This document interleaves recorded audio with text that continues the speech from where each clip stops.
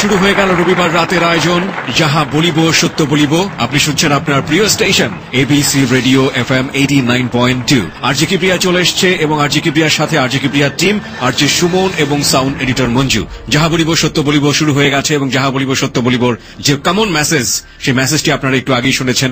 প্রতি সপ্তাহে অনুষ্ঠান শুরু হবার আগে যে কথাটি আমরা বারবার আপনাদেরকে থিমে একইভাবে শোনাই, সাহস আছে সত্য বলার কিংবা ভুল শুদ্ধ মিলিয়ে মানুষ, সেই যে কমন কথাটি, সেই কথাটি দিয়ে আজকে যাহা বলিব সত্য বলিব শুরু হয়েছে। এবং যাহা বলিব সত্য বলিবতে যিনি আজকে জীবনের অপরাধ বোধ এবং ভুলগুলো স্বীকার করবেন, সেই মানুষটি সম্পর্কে আমরা প্রথমেই চলুন সুমনের কাছ থেকে জেনে নিই কে রয়েছেন আজকে আমাদের যাহা বলিব সত্য বলিবতে। আমাদের আজকের অতিথি জাহিদের জন্ম বাংলাদেশের প্রত্যন্ত এক দ্বীপে। সিরাজুল হক ও জাহানারা বেগমের 6 সন্তানের মধ্যে তৃতীয় জাহিদ। তাদের পরিবার আর্থিকভাবে খুব একটা সচ্ছল ছিল না, তাই 5ম শ্রেণীর পরই লেখাপড়ার সমাপ্তি ঘটে জাহিদের।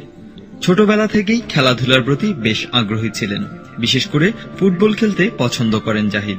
এখনো সময় পেলে ফুটবল খেলতে নেমে পড়েন জাহিদ। আরও একটি বিষয়ে মোটামুটি পারদর্শী, আর তা হলো মারামারি।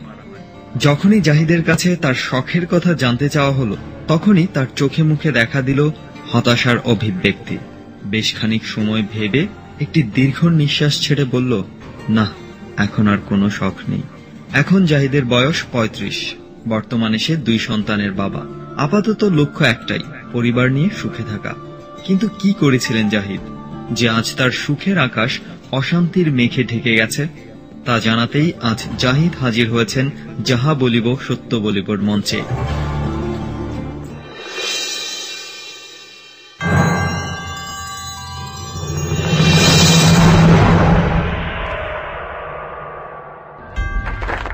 ধন্যবাদ সুমন। আমাদের সঙ্গে রয়েছেন জাহিদ এবং জাহিদ তার জীবনের অপ্রিয় সত্যগুলো স্বীকার করবে। জাহিদের মুখোমুখি হবার আগে আপনাকে বলতে চাই, জাহিদের মতো এই আসনে বসে যদি আপনি আপনার জীবনের অপরাধ বোধ এবং ভুলগুলো বিবেকের তাড়না বোধ থেকে স্বীকার করতে চান এবং যদি বিশ্বাস করেন যে আপনার মতো কেউ ভুল কিংবা অপরাধ না করুক, তাহলে আসতে পারেন আমাদের এখানে। যারা আসতে চান, আমি আবারও বলছি, শুধুমাত্র যারা আসতে চান তারা তাদের সেলফোনে একটি টেক্সট করবেন আমাদেরকে। সেলফোনে গিয়ে লিখবেন ABC স্পেস JBSB স্পেস আপনার নাম, এরপর পাঠিয়ে দেবেন 2221 নম্বরে। জাহিদ, প্রথমে আপনার কাছ থেকে আমি জানতে চাই যে আপনি নিশ্চয়ই জানেন যে যাহা বলিব সত্য বলিব এমন একটি অনুষ্ঠান যেখানে এসে মানুষ তার জীবনের অপরাধ কিংবা ভুল স্বীকার করে এবং এই অপরাধী ভুলগুলো স্বীকার করার পরে অনেক ধরনের সামাজিক যদি বলি যে সমস্যা, সেই সমস্যাতেও অনেক সময় পড়তে হয় এবং সেই পড়ার ব্যাপারটা হচ্ছে এরকম যে খুব সহজভাবে নিতে পারেন না চারপাশের মানুষগুলো যখন একজন মানুষ তার অপরাধগুলো ভুলগুলো বলেন। তো এটা জানার পরেও আপনি এরকম একটা অনুষ্ঠানে, যেটা আমরা সবসময় আমাদের অতিথিদের জিজ্ঞাসা করে থাকি যে এরকম একটা অনুষ্ঠানে তারা কেন আসলেন, সেই প্রশ্নটা আপনাকেও করছি যে আপনি কেন আসলেন। জি, আমি আসছি, আমি এতগুলো অন্যায় করছি, এই অন্যায়গুলো যাদের সাথে করছি তারা এখন শোনে কিনা তাও আমি এখন জানি না, আর আমার ওরা কোথায় আছে এখন কি করছে তাও জানি না।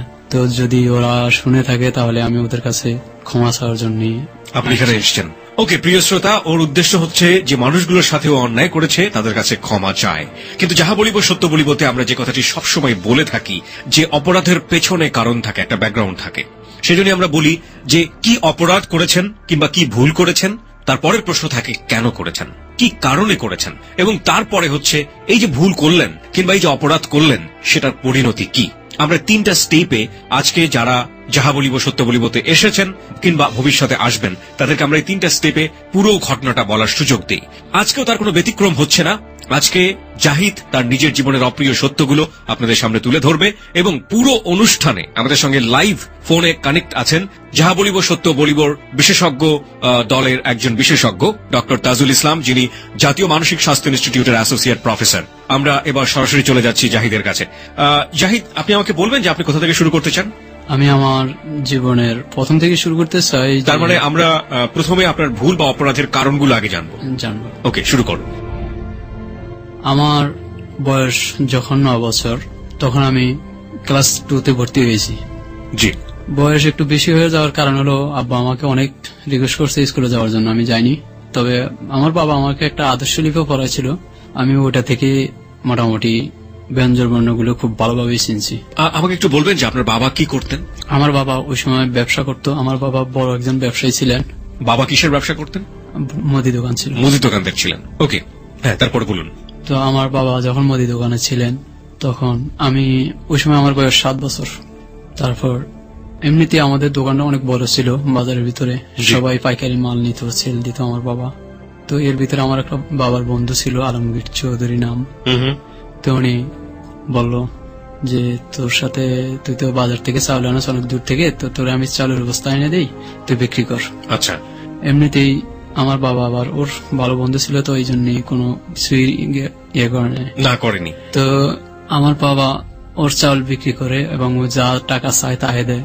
তারপরে এমনি ভাবে ওর 6 বছরের মতন আসিল। আচ্ছা। 6 বছর পরে আমার বাবার সাথে ওর সাথে কি নিয়ে একটা ঝগড়া হয়। হওয়ার সাথে বলে যে তুই আমার সাথে হিসাব কর, হিসাব করে আমার টাকা পয়সা কত পানা আছে এগুলো দিয়ে। আপনার বাবার বন্ধু বলে এটা? বন্ধু বলে। আচ্ছা। তো আমার বাবার বন্ধু যখন এই কথা বলছে, আমার বাবা বললো আচ্ছা ঠিক আছে, হিসাব কর কত পাবি। তো হিসাব করে দেখা যায় 2 লক্ষ কত টাকা পাবে। এটা কোন সালের দিকে আপনার মনে আছে সালটা? 87 আগ। 87 আগে? জি। 1987 সালের আগে 2 লক্ষ টাকা অনেক টাকা, প্রিয় শ্রোতা, আপনারা বুঝতেই পারছেন। হ্যাঁ, তারপর আমার বাবা দোকানের মালপত্র যা ছিল সব বিক্রি করে ওর টাকা দিয়ে দিস। দেওয়ার পরও 30,000 কত আছিল, এটা বাড়ি থেকে গরু মহিষ ছাগল বিক্রি করে ওর টাকাগুলো দিয়ে। তার মানে তো একেবারে নিঃস্ব হওয়ার মতো অবস্থা। হয়ে গেছি আমি, এটা আমার চোখের দেখা। এমনিতেই আমার সে আবার একটা কসমেটিক দোকান কিভাবে দিল। তো আমার বাবা যখন কসমেটিক দোকান দিচ্ছেন, কসমেটিক দোকানও তার হয় না, এমনিতেই ওই দোকানটাও সে আস্তে আস্তে শেষ করে দিল। তারপর আমার বাবা কি করলো, ওই লাইট, টর্চ লাইট গুলো আছে না, জি, এগুলো ঠিক করতো। টর্চ লাইট ঠিক করতো বাজারে বসে। এমনি করে সংসার মোটামুটি দিন আনি, দিন খাওয়া মোটামুটি ভালোই চলে। এর ভিতরে আমি ক্লাস 4 ওঠার পর 6 মাসিক পরীক্ষা দিতে গেছি। 6 মাসিক পরীক্ষা দেওয়ার পর পরীক্ষা শুরু হয়েছে। প্রথম দিনে আমার বাংলা এবং ইংরেজি পরীক্ষা নিচ্ছে স্যারে। জি।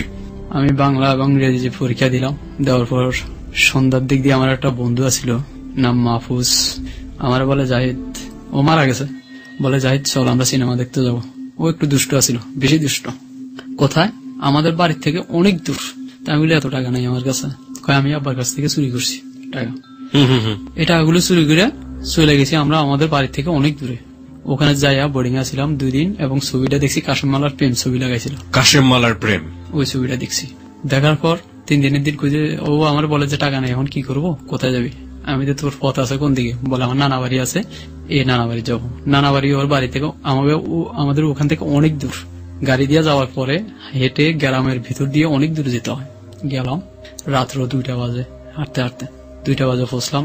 দরজা ওর নানির রাগ দিল, নানি উঠছে, কত রাত কই থেকে আসছিস? আমরা বোলা থেকে আসছি, আমাদের বাড়ি হলো বোলা। জি। বোলা থেকে আসছি। তো এত রাতে কেন আসলি? এই ব্যাপার, আমরা আসছি বাড়ি থেকে, এই কাজে আসছি। কি একটা কাজের কথা ও বলছে ওর নানিকে। আচ্ছা ঠিক আছে। রাত্রে ওখানে ছিলাম, 2 দিন ছিলাম আমি। 2 দিন পরে আমার ভালো লাগে না, আমি ওই দিন মাহফুজ আমি চলে যাবো, যে যাওয়ার ব্যবস্থা কর। কয়েছে না, আর কয়েকদিন থাকতে হইব, টাকা ম্যানেজ করতে হইব। তো আমি আর ভালো লাগে না, আমি 2 দিনের পরে 3 দিনের দিন সকাল ভোরে উঠা নাস্তা খাইয়া পানি ভাত খেয়েছিলাম। পানি ভাত খেয়ে ওই ঘর থেকে সোজা হাঁটতে হাঁটতে হাঁটতে হাঁটতে চলে আসছি। আসছি কোন জায়গায়? ওর নানা বাড়ির থেকে অনেক দূর হাঁটছি। সকালে রওনা হয়েছি, সন্ধ্যায় পড়ছি। জি। এইভাবে আসলাম। আমার শিক্ষক, যে প্রধান শিক্ষক কবির, ওদের একটা বাজার আছে, বাজারে গেছি আর ওনার সাথে দেখা। কিরে কই থেকে আলি তুই, পরীক্ষা না দিয়ে কই গেলি? আমি বললাম যে এই ব্যাপার, আমি সত্যি কথাই বলছি স্যারের কাছে। তো স্যারে আবার ওখানে সিনেমা দেখতে গেলে স্যারের একটা পাস দিত আমাদেরকে, আমরা যারাই যেতাম, পাস দিলে আর টাকা নিত না, উড়ে দিয়ে ছবি দেখতাম। আচ্ছা। তো আমার কয় যে তুই আসস, কতক্ষণ থাকবি? 9টা পর্যন্ত, আমি একটু কাজ করি আই। তো এখানে ছবি তো একটা পাস দিয়ে গেল, আমি ছবি দেখতেছি, উনি 9টা বাজে আসছে, আইসা ওনার বাড়িতে নিয়ে গেছে। রাত্রে ছিলাম ওখানে আমি। থাকার পর এই যে বাড়ি থেকে আপনি চলে গেলেন, এটাই তো প্রথমবার যাওয়া ছিল? প্রথমবার যাওয়া। তো বাড়ির লোকজন টেনশন করেনি? বাড়ির লোকজন তো খুঁজতেছে। আমি ওই স্যারের বাড়িতে গেলাম, পরদিন সকালে আমার বলে কি যাবি না থাকবি? আমি বললাম আমি বাড়ি চলে যাবো। স্যারের নাম কি ছিল? কবির স্যার। ওকে। জি, উনি প্রধান শিক্ষক ছিলেন। হ্যাঁ। তো উনি তুই কি সকালে চলে যাবি না থাকবি? আমি চলে যাবো। ওরা আবার রাত্রে মাছ, চিংড়ি মাছ আছে, বড় বড় চিংড়ি মাছগুলো কিনে কার কাছ থেকে পাঠাইছে, ওর ওয়াইফ তেলে ভুনো করছে, এবং আমি যাই দেখি যে এগুলো খানা। আমি বলছি স্যার এত রাত্রি এই সমস্ত খানা করতে কয় আমি আগে রেডি করে রাখছি। আচ্ছা আচ্ছা, একজন শিক্ষক ছাত্রকে এত বেশি আপ্যায়ন করছেন, জি অদ্ভুত। তো আমি সকালে চলে আসছি। আসার পর এর ভিতরে ক্লাস 5-এ উঠলাম। পরীক্ষা আর হলো না, আমার দ্বিতীয় সাময়িক পরীক্ষা, 6 মাসিক পরীক্ষা হলো। বাড়ি আসার পরে আপনাকে কেউ কিছু বললো না? বলছে, আমি বলছি সত্যি কথা বলছি, আর কিছু বলে নাই আমার। আচ্ছা আচ্ছা, আমার বাবা মা আমার একটু ভালো বস্তু বেশি, এই জন্য কিছু বলে নাই। তো বলছে যে না না বলে যাওয়াটা তোমার উচিত হয় না। জি। তো আমার ক্লাস 5-এ যখন উঠছি, 5-এ উঠে 5-এ পড়তেছি, এমনিতেই আমার পড়াটা কেন জানি বন্ধ হয়ে গেল নিজের থেকে, না কিভাবে বন্ধ হয়ে গেল। আমার ব্রেনটা এখনো কাজ করতেছে না সে জিনিসটা। মানে আপনি এখনো জানেন না যে পড়াশোনাটা কিভাবে বন্ধ হয়ে গেল? বন্ধ হয়ে গেল আমার, যাই না, এইভাবে বন্ধ হয়ে গেল। যাওয়ার পর আমি বাজারে থাকি। আমাদের বাবা যেই দোকানদার মালপত্র বিক্রি করে দিছে, দোকানটা আমাদের নিজস্ব ছিল জায়গা, ওই দোকানটা শুধু ঘরটাই ছিল। আমি রাতের ওই দোকানে থাকতাম। দোকানে থাকতে থাকতে ও বাজারে কিছু খারাপ ধরনের ছেলে ছিল। আচ্ছা। ওই খারাপ ছেলেরা, তাদের সাথে আড্ডা মারতাম। ওরা কি করতো না করতো আয়েশা বলতো। এবং একদিন হঠাৎ জামাল আমার বললো চল ঘুরে আসি। কে বললো? জামাল। জামাল আপনার ফ্রেন্ডের মধ্যে একজন? ফ্রেন্ডের ভিতরে মানে ওরা খারাপ রাস্তার, আমরা কম বেশি রাত্রের বেলা ওর সাথে গল্প মারছি। আচ্ছা, জামালের বয়স কত ছিল ওই সময়টাতে? আপনার বয়সী ছিল? আমার চেয়ে একটু বেশি। আপনার যে বয়সে ছিল বেশি। আপনি বলছেন যে জামাল বা ওরা খারাপ কাজ করতো, কি ধরনের কাজ করতো আপনার জানা মতে তখন? জি, তখন ওরা সাগরে ডাকাতি করতো। সাগরে ডাকাতি করতো? আপনার বাড়ি ছিল ভোলা, ভোলা। সাগরে তারা ডাকাতি করতো, এটা আপনি জানতেন, এবং আপনি এক ধরনের আড্ডাও তাদের সাথে দিতেন, কিন্তু আপনি কখনো এই ধরনের কাজে ইনভলভ ছিলেন না? ছিলাম না। ওকে, তো আপনাকে রাতে একবার বললো? আমার রাতে বললো যাই চল। আমি কোথায়? কয়টা কাজে যাবো। আবার ছিলাম, গেলাম। আমার আর কেন যাই কেন কি করি এই সমস্ত ধান্দা নেই আমার এখন। জি।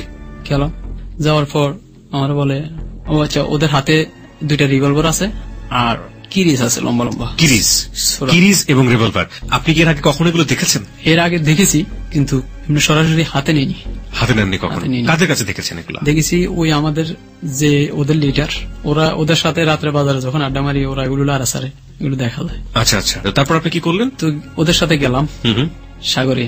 একটা ট্রলার আছে, জি। ট্রলারটা দিয়ে সাগরে গেছি। আমি তো নতুন ফার্স্ট ট্রলারে উঠছি। ওরা ট্রলার মেশিন স্টার্ট দিল, স্টার্ট দেওয়ার পর সাগরে চলে গেলাম। যাওয়ার পর ওরা একটা নৌকাকে ফলো করছে, আরেকটা ট্রলারকে ফলো করছে। যায়া ওই ট্রলারটার কাছাকাছি যে ভিড়ে দিয়ে ভিড়ানের আগে 2টা ফায়ার করলো উপরের দিকে। শব্দ হচ্ছিল, ওই সময় শব্দটাই আমি বেশি ভয় পাইছি। কেন? প্রথম এই আওয়াজ শব্দ কি খুব বেশি ছিল? বেশি ছিল। ওকে।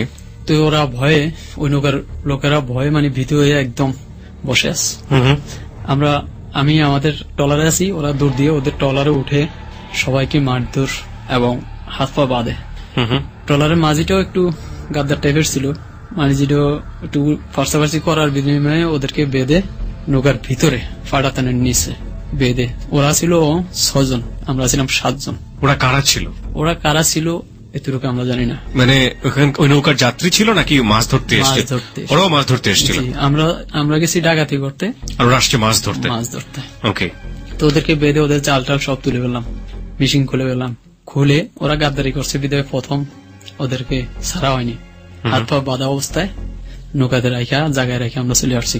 এখন ওরা কি আছে না মরে গেছে এতটুকু আর পরে কোনো খবর পাইনি এবং জানিও নেই। হাত পা বাঁধা অবস্থায় ওখানে ফেলে রেখে চলে আসলেন? নৌকার মাঝি সহ নৌকার ভিতরে। এখন ওরা পাটাতনের ভিতরে দাও? পাটাতনের ভিতরে আসলাম এভাবে। তো ওরা ওগুলো আয়না ওগুলো বিক্রি করে। কি পেলেন আপনার ওই নৌকাতে? নৌকাতে মাছ ধরছে মনে হয় 7-8 হালি মাছ হবে। 7 থেকে 8 হালি মাছ? কি মাছ? ইলিশ মাছ। ইলিশ মাছ? ওই সময় মাছগুলো খুব বড় ছিল, বড় বড় মাছ ছিল। আচ্ছা, আর ওদের যে জালগুলো আছিল এই জালগুলো আমরা পানি থেকে তুলে ফেলছি। আচ্ছা। এবং ওদের যে মেশিনটা ছিল মেশিনটা খুলে আমাদের নৌকায় নিয়ে আসছি। মেশিন মানে নৌকার মেশিন? নৌকার মেশিন। আচ্ছা, এগুলোই? আর টাকা পয়সা কিছু তো নেই? না, টাকা পয়সা তো সাগরে থাকে না। এবং যে মাঝিগুলো ছিল ওগুলো তো মূলত নিরীহ গরিব মাঝি। নিরীহ গরিব মানুষ। প্রিয় শ্রোতা, আপনারা শুনছেন যাহা বলিব সত্য বলিব। আজকে যাহা বলিব সত্য বলিবতে আমাদের গেস্ট যিনি, অতিথি যিনি, তিনি হচ্ছেন জাহিদ তার জীবনের অপ্রিয় সত্যগুলো এখানে স্বীকার করছে এবং সেই অপ্রিয় সত্যের আমরা একেবারে প্রথম স্টেজটাতে রয়েছি, যখন আমরা বলি যে ভুল বা অপরাধ সেটা আপনি কেন করলেন, কি ভুল বা অপরাধ সেটার স্টেজে কিন্তু আমরা ঢুকে গিয়েছি এবং এটা কতক্ষণ পর্যন্ত চলবে এবং এটা আসলে কত বড় মাপে সেটা আমাদের সঙ্গে থাকলেই আপনারা বুঝতে পারবেন এবং এগুলোর পরিণতি কি সেটাও আপনারা জানবেন আপনাদের। হ্যাঁ, তারপর ওগুলো নিয়ে যখন প্রথম দিন আসলাম, তো আমার আর ওরা এগুলো বিক্রি করছে, টাকা পয়সা এই সমস্ত আমার কিছুই প্রয়োজন ছিল না, আর চাইও নি। এতদিন পর্যন্ত ওদের সাথে কাজ করি, পরে 2 দিন পর আমার বলছে যে চল আবার যাও। এখন আমার একটু সাহস বেড়ে গেছে, আমি যদি আমার একটা দে একটা রিভলভার। আচ্ছা, রিভলভার এখন আমার একটা যে কজে ফুটেছ না এগুলো, তুই ফুটাতে পারবি না। তো আমি ঠিকই ফুটে এমনি হাতে নিছি, হাতে নিয়ে ওদের সাথে চলে গেলাম। যাওয়ার পর সাগরে অনেকক্ষণ চালানোর পরে দেখতেছি যে একটা নৌকা দেখা যায়, অনেক দূর গেছি। যাওয়ার পর ওরা আমাদেরকে দেখে মানে চালে আসতে দেখে ওরা মনে করছে ডাকাইতে আমরা, ওরাও জাল ছেড়ে দিয়ে মানে ওদের আসলে যে থাকবে এরকম একটা ভাব নিয়েছে। এমন টাইমে 2টা ফুটেছি, পিস্তল আমার কাছ থেকে নিয়ে গেছে জামাল আর হলো হাসিম মাঝি, দুজনে নিয়ে গেছে। ওরা 2জনে রিভলভার চালায়, আর গুলো হলো ওই কিরিস। ওকে, তারপর 2টা ফুটেছে, ফুটানোর ওরা আসলে চলে গেছে, ওদের মানে জালের লাশ সীমানা চলে গেছে। রাত্রে যাওয়ার পর আমরা ওখানে গিয়ে ওদেরকে ধরছি, আমাদের ইঞ্জিনটা খুব পাওয়ারে ছিল, ধরার পর ওদেরকে অনেক মাইর করছি। এবার আমিও মারি। কেন এত জোরে চালালি? তোরা সিঙ্গেল দিতে যাচ্ছি, টর্চ লাইট আছে যে সাগরের টর্চ লাইট দিয়ে সিঙ্গেল দিলে দাঁড়াইতে হয়, ওরা দাঁড়ায় নাই। আচ্ছা, দাঁড়াইলি না কেন? মাইর অনেক করছি, করে হাত পা বেঁধে আবারও ওই একই ফাড়াতে নিচে পালে রাখে। ওদের জাল, ওদের মেশিনটা খুলতে পারিনি, এই জন্য মেশিনের যে নাটের ভিতরে আটকানো, নাটটা খোলা যাচ্ছে না। অনেক চেষ্টার পরে কাজে ছেড়ে দে জাল, আর কিছু মাছ পাইলাম।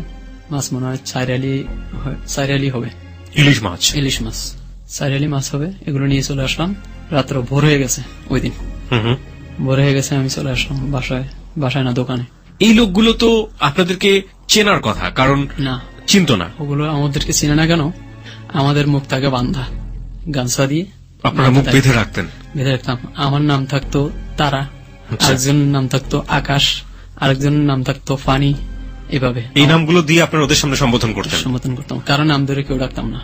আচ্ছা, তারপর যখন চলে আসলাম দোকানে আসলাম।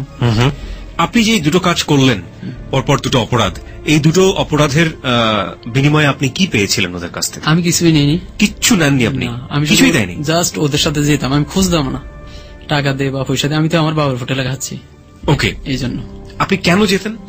ওই একদিন যাওয়ার পর থেকে কেমন জানি একটা ভালো লাগে। এই কাজ করতে ভালো লাগছিল আপনার? হ্যাঁ, ভালো লাগে। প্রথম দিন কেন গিয়েছিলেন? প্রথম দিন ওরা বলছিল যে আমার একটু কাজ আছে, ঝোঁকের বসে। হ্যাঁ, ঝোঁকের বসে একটু কাজ আছে, চল আমরা আবার চলে আসবো, এখন চলে আসবো। আপনার ওই সময়টাতে মাথায় কাজ করেনি যে একদম একটা নিঝুম একটা সাগরের মধ্যে ভাবে যে নৌকাটা ফেলে রেখে আসলেন, ওই লোকগুলো তো ওইভাবে হাত পা খুলতে না পারলে ওখানেই মারা যাবে। এই সমস্ত কিছু আসেনি কেন? ওরা যখন ওই বেশি কাদদারি করছে, আমরা ওদের সাথে বড় দেখাচ্ছি। এই সিস্টেমটা হলো এরকম। ওকে, পরে বাসায় যখন দোকানে আসলাম সকালবেলা, ও আব্বা মাল সামানা যখন রাখতো দোকানে কসমেটিক কিছু মাল আছে, আব্বা দিনে থাকতো। আর ওই রাত্রে কি করতো, ওই টর্চলাইট গুলো ঠিক করতো, ফ্যামিলি কোন রকম চলতো। তারপর আমি একদিন দোকানে দিনে বসা, আমার বড় ভাই বিয়ে করছে ওই সময়। বিয়ে করার পরে আব্বাই কেন জানি একদিন মাইট দিয়েছিল। মাইট দেওয়ার পর উনি আবার ওই বই লেখে কিছু তাবিজ তোমার লিখতো। আপনার বড় ভাই নিজে এনে বেচা কিনা করতো না, তাবিজ লাগতো। একটা তাবিজের বই কিনছে, তো আমার একটা তাবিজ লেখে একদিন দিয়ে বলে, আমাদের দোকানটা তো নষ্ট হয়ে গেছে, একটা উন্নতি হবে, একটা তাবিজ দে। তো আমি দেখলাম যে দেখি ভাই যখন দিছে, তো আমরা যেখানে বসি ক্যাশ, যেমন এই ক্যাশটা আছে, ক্যাশের নিচে বলছে যে বরাবর বলছে, আমি বরাবর দিছি। পরের দিন আমি যে না তাবিজটা তুলে গেল, পরে গিয়ে ওখানে তাবিজটা পাইনি আমি। ওই থেকে আমাদের দোকান কি মাল ছাড়ানো যা আছে আস্তে আস্তে সব শেষ হয়ে গেছে। ওকে, এটা আপনার বিলিভ, এটা আপনার বিলিভের জায়গাটাতে আমাদের অনেক মানে বিলিভটাকে আমরা রেসপেক্ট করি, কিন্তু কি বিষয়টাকে আপনি বিলিভ করছেন সে বিষয়ে আমাদের মতভেদ বা মতবিরোধ থাকতেই পারে।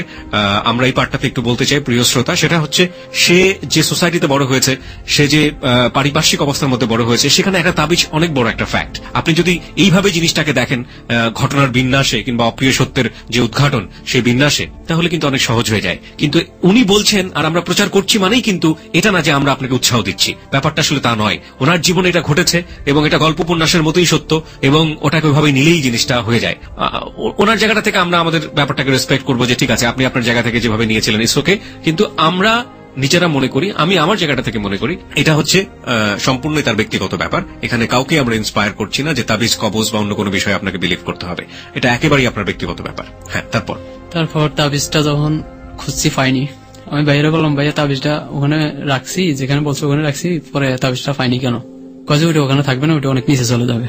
এই কথাটা আমি একদিন মারে বললাম, মা ভাইয়া এরকম একটা তাবিজ দিছিল, ওই যেদিন আব্বাই মারছিল ভাইয়ারে, এদিন আমার একটা তাবিজ দিছে দোকানে দেওয়ার জন্য, ওই তাবিজটা খুঁজে পাইনি।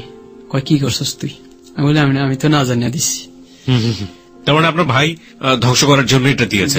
ওকে। পরে ভাইয়া তো চলে গেল চট্টগ্রাম বউ নিয়ে, এখন আমি আছি বড় ছেলে।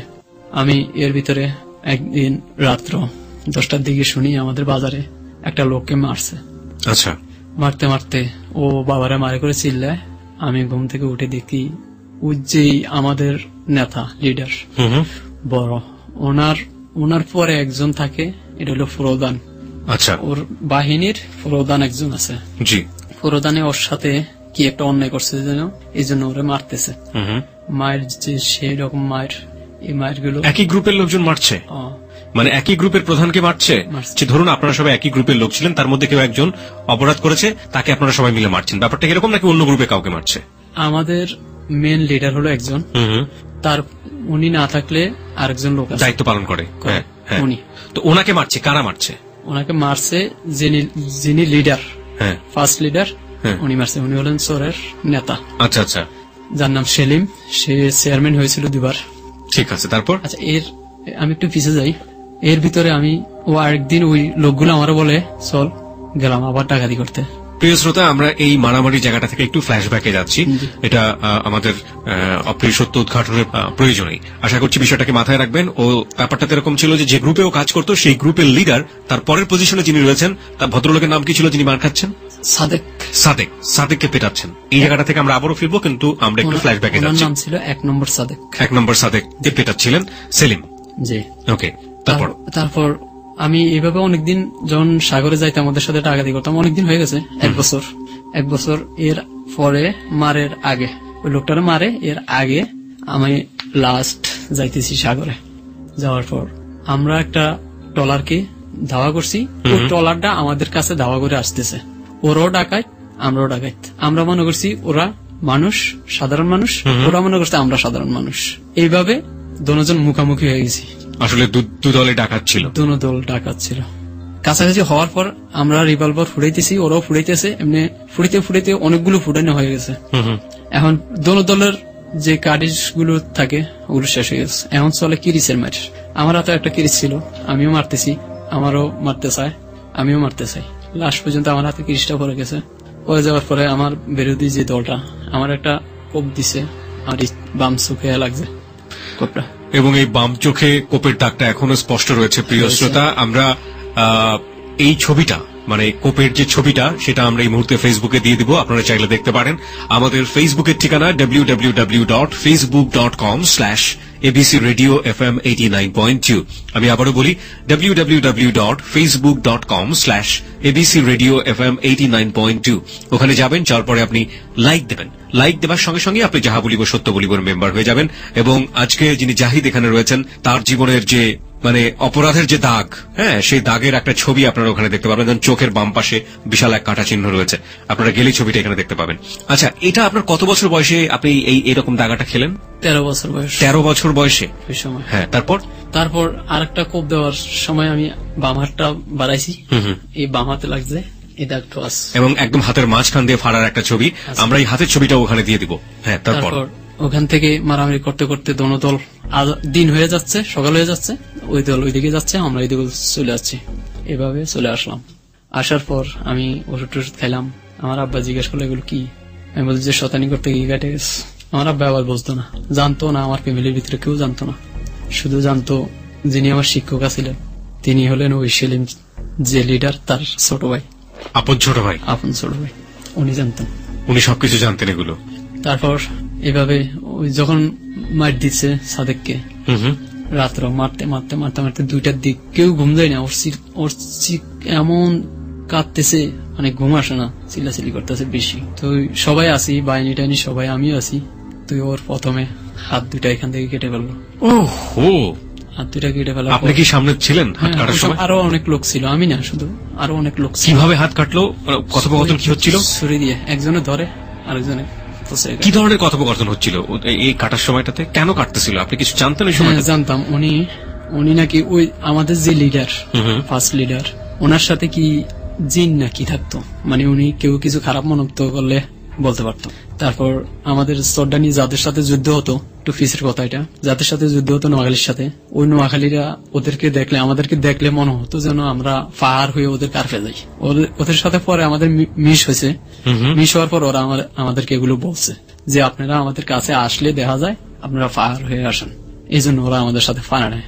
যার জন্য ওই সর্দার ভিতরে বোলা এলাকার জায়গা বেশি, নোয়াখালী এলাকার জায়গাগুলো একদম কম, সামান্য জায়গা দিছি আমরা। চরের নামটা বলতে পারবেন? চর জহিরুদ্দিন।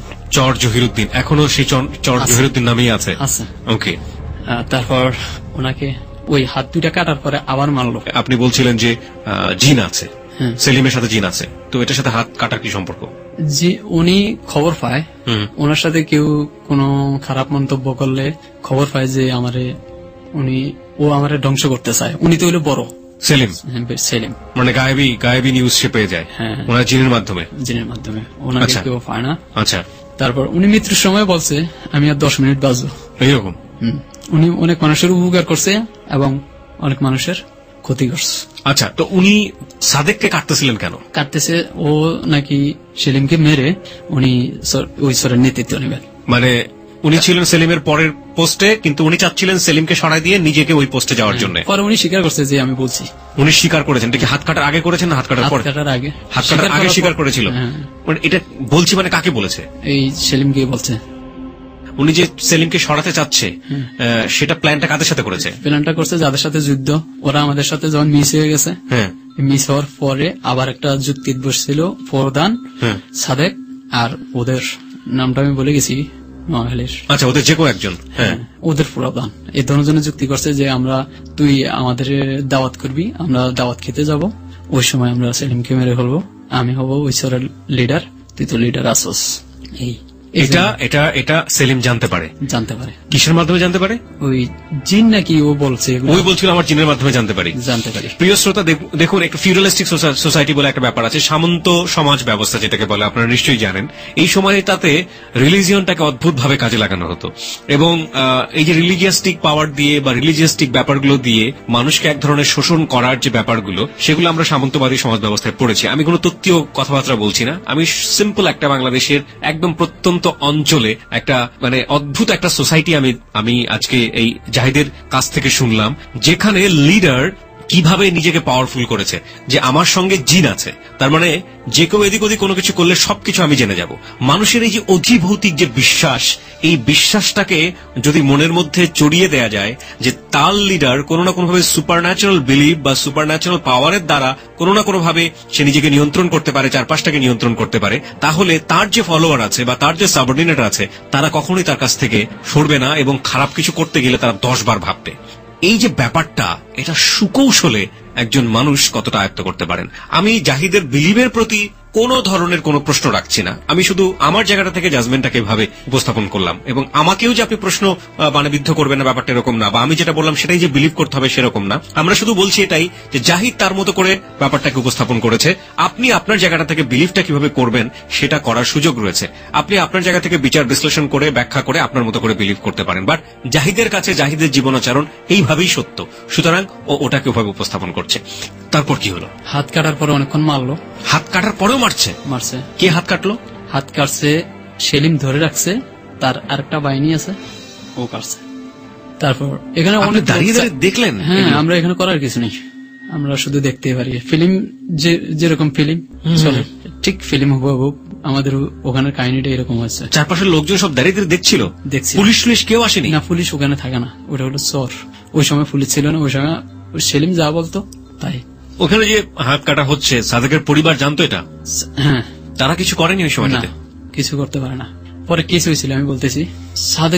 সাদেক তো লাফালাফি করতেছে, ওই সময় কি যে লাফালাফি করতেছে, হাত দুইটা দুই পাশে ফালাই দিছে, আর ওর এইভাবে কান্দা করতেছে, এর মধ্যে মারতেছে। কিছুক্ষণ মারার পরে ঠ্যাঙ্গের এই দুইটা কাটছে, হাঁটু হাঁটু। হু কাটার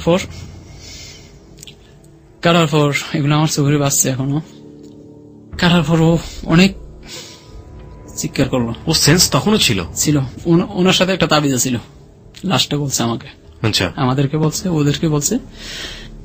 অনেক মারার পর, হাঁটু কাটার পর, তারপরে এখনো কলা কাটে না। কয় তুই মরস না কেন? আমার ভিতরে একটা তাবিজ আছে, তাবিজটা না উঠান পর্যন্ত আমি মরবো না। তাবিজটা ছিল এসিনে। পরে তাবিজটা এমনি খুঁড়ছে, উঠে ফেলছে।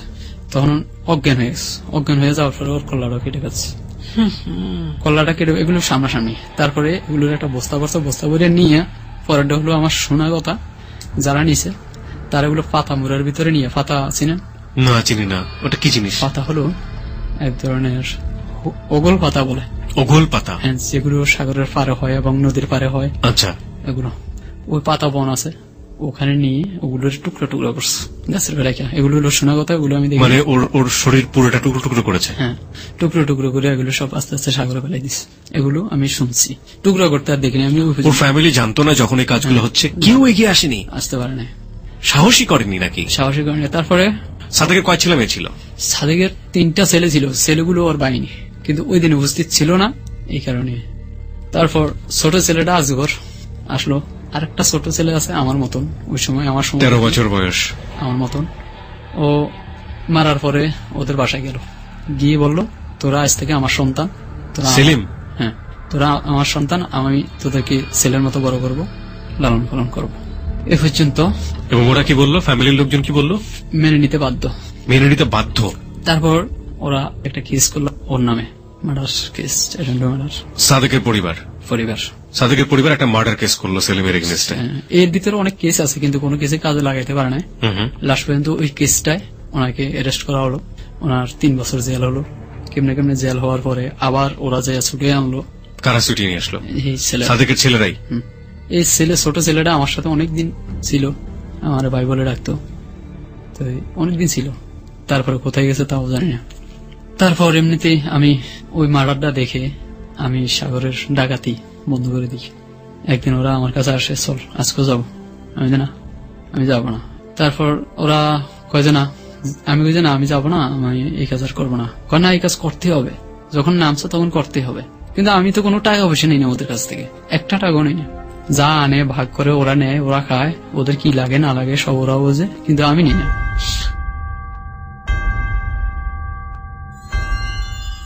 প্রিয় শ্রোতা, আমাদের বিরতির ঘন্টা বেজে গেছে। এ পর্যায়ে আমরা বিরতি নিতে চাই। আপনারা আজকে শুনছেন জাহিদের জীবনের অপ্রিয় সত্য, এবং অপ্রিয় সত্যগুলো কোথায় গিয়ে দাঁড়াবে আমরা শেষ পর্যন্ত সেটা জানি না। আমরা অপরাধের কারণ দেখেছি, অপরাধের ভেতরে ঢুকে গিয়েছি, এবং অপরাধের ফলাফলটাও আমরা দেখব। প্রিয় শ্রোতা, আপনারা সবাই শুনছেন যাহা বলিব সত্য বলিব। সংবাদের ছোট্ট একটা বিরতি নিচ্ছি, একটু পরে ফিরে আসবো আমরা যাহা বলিব সত্য বলিবতে, জাহিদের অপ্রিয় সত্যের কাছে। এবং এই পর্যায়ে আপনারা যদি চলে আসতে চান আমাদের ফেসবুকে, দেখতে পারেন জাহিদের অপারেশনের সময়ে যে হাত কেটেছিল কিংবা চোখের বাম পাশে যে ঘটনাগুলো ঘটেছিল সেগুলোর ছবি দেওয়া আছে আমাদের ফেসবুকে। আপনি যাহা বলিব সত্য বলিবর মেম্বার হয়ে যাবেন। জানতো না কেন, আমি তো বাবার টাকা খাই, সংসারে থাকি, এবং ওখান থেকে টাকা আই না, বাড়িতে দেই না, এই কারণে জানতো না বেশিরভাগ। আর থাকতাম বাজারে, দিন হলে মার সাথে দেখা করে আসতাম, রাত্রে থাকতাম। ওনার তো জানে আমি দোকানে আছি, ওনারা মনে হয় এখনো জানে না। লাস্টে একটা অপারেশন জানতে পারে সম্ভবত। আচ্ছা, জানার প্রসঙ্গে আমরা পরে আসবো ধীরে ধীরে। তারপরে কি করলেন? তারপর আমি চলে গেলাম আমাদের বাড়ি থেকে অনেক দূর, যেটার নাম তজুমুদ্দি। জি। তজুমুদ্দিতে গিয়ে আমি একজনের নৌকায় সাগরে জেলের কাজ করি, যাতে আপনাকে ধরতে না পারে। জেলের কাজ করি, মানে আমাদের এলাকা থেকে অনেক দূর। ওরা যে বাউন্ডারি আছে, ওদের বাউন্ডারির বাইরে গেলাম। ওখানে থাকতে এক মাঝি আছে আমাদের, বড় ভাই বলে ডাকি আমি ওরে, ওর নাম ফারুক। জি। ওর একটা বোন আছে, এমনি কয়েকদিন থাকার পর ওরা মনে মনে সম্ভবত ভাবছে, যা কথার অনুসরণে বুঝলাম, কেউ আমাকে বলেনি, বুঝলাম যে ওই মেয়েটিকে আমার কাছে বিয়ে দিতেছে ওরা বয়স আমার তখন 14। এবং আপনি মাছ ধরতেন, জেলের কাজ করতেন। জেলের কাজ করতাম। ওরা যখন বলছে আমি কিন্তু অনুভব করছি, কিন্তু বুঝতে দেয়নি ওদেরকে যে আমি বুঝছি, বা ওরাও আমাকে বুঝতে দেয় না যে, কিন্তু ইঙ্গিতে আমি বুঝে গেছি যে দিতে চায়। এর ভিতরে ওখানে আমার একটা বন্ধু হয়ে গেছে একজনের সাথে, তার একটা বোন আছে। আমার মনে মনে ভাব আমি ওই মেয়েটিকে বিয়ে করবো, আগে হোক আর পরে হোক, মনে ভাবলাম। যে মেয়েটাকে আপনার সঙ্গে বিয়ে দিতে চাচ্ছে সেই মেয়েটাকে না, না, আমার আরেকটা বন্ধু ওখানে তার বোনকে, তার বোনকে আমি মনে মনে তাও বলতে দিইনি। আচ্ছা। তারপর এমনিতে 2 বছর হয়ে গেছে, আমার বয়স 15, আমার 16 ফিরে গেছে। একদিন হঠাৎ করে এমনি আমার মা বাবা আবার জানতে পারছে আমি অমুক জায়গায় আছি, তো আমার ছোট ভাইকে পাঠাইছে, যাও ওরে নিয়ে আসো, বাড়িতে থাকবে। তো আমি আসার সময় ওখান থেকে শুধু 4টা ইলিশ মাছ আনছি, বড় বড়, আচ্ছা, কেটে লবণ দিয়ে আনছি, সমুদ্রের ইলিশ মাছ। সমুদ্রের ইলিশ মাছ। আচ্ছা। আসার পর দেখি আমার ফুফু আমাদের বাড়িতে, আমার ফুফু। তো অনেকদিন পরে আসলাম, টাকা পয়সা কিছু আনিনি, শুধু মাছগুলো নিয়ে আসছি। তো একদিন থাকার পর আমারও বলে বাড়িতে যাবো, পুরান বাড়িতে, আমাদের পুরান বাড়ি আরেকটা আছে। আমার আব্বা গোসা করে চলে গিয়ে বাড়ি করছে আর কি, রাগ করে আমার দাদার সাথে। আচ্ছা। তো আমার দাদা মাঝে মাঝে গিয়ে থাকতো ওখানে। তারপর আমি আব্বা বলে যে পুরান বাড়িতে যাবো, যে কিছু গাছ গাছ আনতে হবে, আইনা গড্ডারে নতুন করে আবার করতে হবে, বড় করতে হবে। জি। আচ্ছা চলো। এখন আমার 2টা ফ্রেন্ড আছে পুরান, একটা নাম হলো ইব্রাহিম, আর একটা নাম হলো মঞ্জু, আর একটা নাম হলো ভুট্টু। 3টা। ভুট্টু বিয়ে করছে, ইব্রাহিম মঞ্জু বিয়ে করেনি। তো ওরা আমার সাথে যায়, আমি মনে করছি ঠিক ওরা আমার সাথে হেল্প করবে, গাছ টাছ কাটবে, এই জন্য যাচ্ছে। বাড়িতে গেলাম, 3-4 দিন হয়ে গেল। বাবারে জিজ্ঞেস করলাম কি হবে, গাছ টাছ কাটেন না কেন? বাবা বললো কাটবো, আইসি অনেকদিন পর বাড়িতে, একটু বেড়াই। আচ্ছা। তো 4 দিন পর একদিন সন্ধ্যার সময় আমি বন্ধুদেরকে নিয়ে যখন বাড়িতে ঢুকছি, ফুফুদের বাড়িতে, কয়ে আজকে এই বাড়িতে দাওয়াত, ফুফুর বাড়িতে। তো দাওয়াত খেতে গেলাম, সন্ধ্যার সময় গেছি, যাই দেখি আমার এক চাচা কারি সাহেব বিয়ের সাথে পড়ায় মানুষের, উনি বসে আছেন এবং ফুফুরা 2জন বসে আছেন। আচ্ছা। আমার বলে বন্ধুরা জানতো, আমার বলে না, বলে সালাম দিয়ে উড়ুট। তো আমি সকালে মুরব্বী হিসেবে সালাম দিয়ে উড়ে বসলাম, আমি মনে হচ্ছে বাদ দিবে খাবো, এরকম মনে ভাবছি। এখন ওরা এজেন্ট শুরু করছে, বিয়ের এজেন্টটা তো এখন বুঝি, প্রথম বুঝিনি। অমুকের বেটা অমুকের বেটি এইভাবে গ্রাম অঞ্চলে বিয়ে পড়ায়, এখানেও পড়ায়। মানে আপনি জানতেনই না আপনার বিয়ে হচ্ছে? না। আপনি মনে করছেন যে আপনাকে ভাত দিবে, ভাত খাবেন আপনি? হ্যাঁ, দাওয়াত খেতে গেছি, কিন্তু আলটিমেটলি আপনার বিয়ের আয়োজন শুরু হয়ে গেছে। তারপর বিয়ে শুরু হয়ে গেল। এটা কি আপনার বাবা মাই ম্যানেজ করেছে? হ্যাঁ, বাবা ম্যানেজ। কেউ আপনাকে জানায়ও না কিছু? জানায় না, আমার বন্ধুরা জানতো কিন্তু আমরা জানাই না। মানে আপনাকে ওখান থেকে নিয়ে আসা হয়েছে আপনাকে বিয়ে দেওয়ার জন্য? মেয়েটাকে? মেয়েটা হলো আমার ফুফাতো বোন। আপন ফুফাতো বোন? আপন ফুফাতো বোন। ফুপুরও বেড়াতে এসছে? ওকে। ফুফাতো বোনের বয়স কত ছিল তখন? ও 1 বছর ছোট আমার। আপনার বয়স তখন কত? আমার বয়স তখন হলো 16 আর 15। তারপর যখন কবুল করতে বলছে, আমি তো ওই সময় নতুন অবস্থা, আরো যৌবনেরও ফুরাইয়া, আমি চিন্তা করেও দিশা পাই না কি করবো না করবো। ওরা বলতেছে যে কবুল বল। তো বিয়ের জন্য একটু আবার আগ্রহ হয়ে গেলাম ওই মুহূর্তে, যাক বিয়ে হবে। বিয়েটা যে কি জিনিস এটা তো পরে টের পাবে। তো প্রথমে আমি বুঝতাম না যে বিয়ে করলে কি হবে। আমি তাহলে আমার যদি কেউ এই সমস্ত জ্ঞান দিত যে বিয়ে করিস না, আমি বিয়ে করতাম না এত তাড়াতাড়ি। আপনি ওই সময়টাতে কি ফিল করছিলেন? যে আমি তাড়াতাড়ি বিয়ে করতে আছি, আমার হঠাৎ বিয়ে দিতেছে, আমি বিয়ে করব, কেমন একটা চাঙ্গা হয়ে গেলাম। মানে বিয়ের জন্য আপনি চাঙ্গা হয়ে গেলেন? না, করেই ফেলি। ওকে, বিয়ে করলাম, কবুল করলাম। আপনি তো বলছিলেন যে আপনি একটা মেয়েকে পছন্দ করেন। হ্যাঁ, ওগুলো আর মাথায় কাজ করে নাই? মাথায় কাজ করে নাই। এমনি মেয়েটা আছে, সে আমাকে 2-3টা চিঠি দিছে, চিঠিগুলো আসিল, আমার ওয়াইফ জানতো। আচ্ছা, তো বিয়ে করে ফেললেন? তারপর তারপর আপনার ওয়াইফ জানতো যে আপনাকে সে বিয়ে করতে যাচ্ছে, নাকি আপনার মধ্যেই সে থাম করে? সম্ভবত সে জানতো, আচ্ছা, অনুভব সে জানতো, কিন্তু আমি জানিনি। আমি বিয়ের পরে রাত্র খানা দানা শেষ হয়ে গেল, বিয়ের আয়োজন আমার কাবিন করে নাই কোনো। ভাত খেতে পারলেন আপনি শেষ পর্যন্ত? বিয়ের ভাত আমার কাবিন হয়নি। কাবিন হয়নি, মৌলবি পড়িয়েছে। হ্যাঁ, 10,000 টাকা দেড় মোহরে আমার বিয়ে হয়েছে। এটা হলো আগে পুরের মানুষের বলে বিশ্বাস করে বিয়ে হয় কাবিন ছাড়া, ওই বিশ্বাসের বিয়েটাই আমার হয়েছে। যাই হোক, বিয়ের পর রাত্র 3টা বাজে আমার বাসা করে ওদের বাড়িতেই দিল। দেওয়ার পর ওদের বাড়ি মানে কার বাড়ি? এই আমার ফুফুর বাড়ি। আমার ফুফুর বাড়িতে কি গেলেন নাকি? ফুফুরা তো বেড়াতে এসেছিল নাকি? হ্যাঁ, আসছিল, ওই আমরা আবার গেছি। কাছাকাছি বাড়ি ছিল? কাছাকাছি না, অনেক দূর। তাহলে বিয়ে করার পরে ফুফুর বাড়ি চলে গেছেন? বিয়ে করতে ফুফুর বাড়ি আর আমাদের বাড়ি। ও আচ্ছা, বিয়ে করতে আপনি ফুফুর বাড়িতে গেছেন? হ্যাঁ। তারপর ফুফুর বাড়ি আর আমাদের বাড়ি, ফুফুর বাড়ি আমাদের পুরন বাড়ি একেবারেই, ওরা আমাদের জায়গায় থাকে। আচ্ছা আচ্ছা ওদেরও অনেক জায়গা সম্পত্তি আছে, কিন্তু ওরা ওখানে পারতে পারছে না। আচ্ছা, যাই হোক, তারপর বিয়ে হলো। 3টা বাজে আমার বড় একটা ভাড়া আছে নুর ইসলাম, ওনাকে বললাম, ওই আমার দোস্ত বন্ধু যারা আছে ওরা বললো যে কিরে, ওই আমার ভাড়ারে বললো আজকে বাসর করে দিতে হবে। তো আমিও মনে হলো ভাবলাম ঠিক আছে, বিয়ে হয়েছে, আজকে বাসর করে দিতে হবে আমাকে। তো আমার ভাড়া সব আয়োজন করে রাত্রে 3টা বাজে আমাকে যখন বাসর করে দেয়, দেওয়ার পর বাসর করে নামাজ 2 রাকাত নফল নামাজ পড়তে আমার শিখিয়ে দিয়েছে একজনে, আমার দাদি। মিষ্টি খাওয়ানো, পান খাওয়ানো, কি দিতে হবে। আমি ওনাকে খালি 20 টাকা দিছি। মানে আপনার বউকে মুখ দেখে 20 টাকা দিয়েছিলাম। ওই সময় টাকা দিতে হয়? টাকা দিতে হয়, মানে আপনাকে লোকজন টাকা শিখিয়ে দিয়েছে? দেয়, স্বর্ণ দেয়, যে যা পারে ঘড়ি দেয়, ওটা দিতে হয় নাকি? দিতে হয়। ওকে, ব্যাচেলর ছেলেবেলা যারা আছে বিয়ে করেনি তারা জেনে গেল আপনার কাছ থেকে। ওকে ফাইন, তারপর 20 টাকা দিলাম। দেওয়ার পর 2 রাকাত নামাজ টামাজ পড়িয়া সব চলে গেল। এখন একা ও আর আমি। ওনাকে আমি অনেক কথা জিজ্ঞেস করলাম বাসা করে, উনি আমার কোনো কথার উত্তর দেয় না। কি কথা জিজ্ঞেস করেছিলেন? জিজ্ঞেস করছি যে তুমি খুব সুন্দর। Okay, by the way, this is very personal, not necessary, আমাদের গল্পের জন্য এগুলোর প্রয়োজন নাই। ওকে, তারপর ও আমার সাথে কথা বলে না বলার পরে আমি ওদের বাড়ি থেকে আমাকে একটা লুঙ্গি দিয়েছিল, একটা পাঞ্জাবি, এক জোড়া জুতো ওই দিনে। তো এই লুঙ্গিটা ধোয়াও হয়নি, নতুন অবস্থায় আমি পরে ফেলি, পরে আমাকে বাসা করে দিছে। তো অনেকক্ষণ কথা বলার পর প্রায় 3:30 বাজে, আধা ঘন্টার বেশি কথা বললাম। ও আমার কোনো কথার উত্তর দেয় না মতে। আমি একটু রাগ করলাম ওর সাথে, রাগ করে চলে আসছি যে আমি চলে যাবো, তুমি আমার সাথে কথা বলো না, আমি এখানে থাকি কি করবো। আমি হঠাৎ উঠতে গেছি, ও আমার লুঙ্গিটা ধরছে মতে, আমার লুঙ্গিটা হঠাৎ ছুটে গেছে ওর সামনে। যাই হোক, আমি তাড়াতাড়ি লুঙ্গিটা আবার গুছিয়ে ফেললাম। তো আমারে বলছে চলো বাইরে যাবো। বেটার আপনি কথার জবাব তার কাছ থেকে না চান, কারণ অনভিপ্রেত অবস্থা তৈরি হয়ে যাবে। ওকে, তারপর বাইরে গেলাম। বাইরে গিয়ে জিজ্ঞেস করলাম যে তুমি আমার সাথে কথা বলো না কেন, কি হয়েছে? আমার এতগুলো কথা বললাম, তুমি আমার একটা কথা উত্তর দিলে না। আমি আপনার কোনো কথাই শুনিনি, বুঝিনি। এমন টাইমে আজান দিস।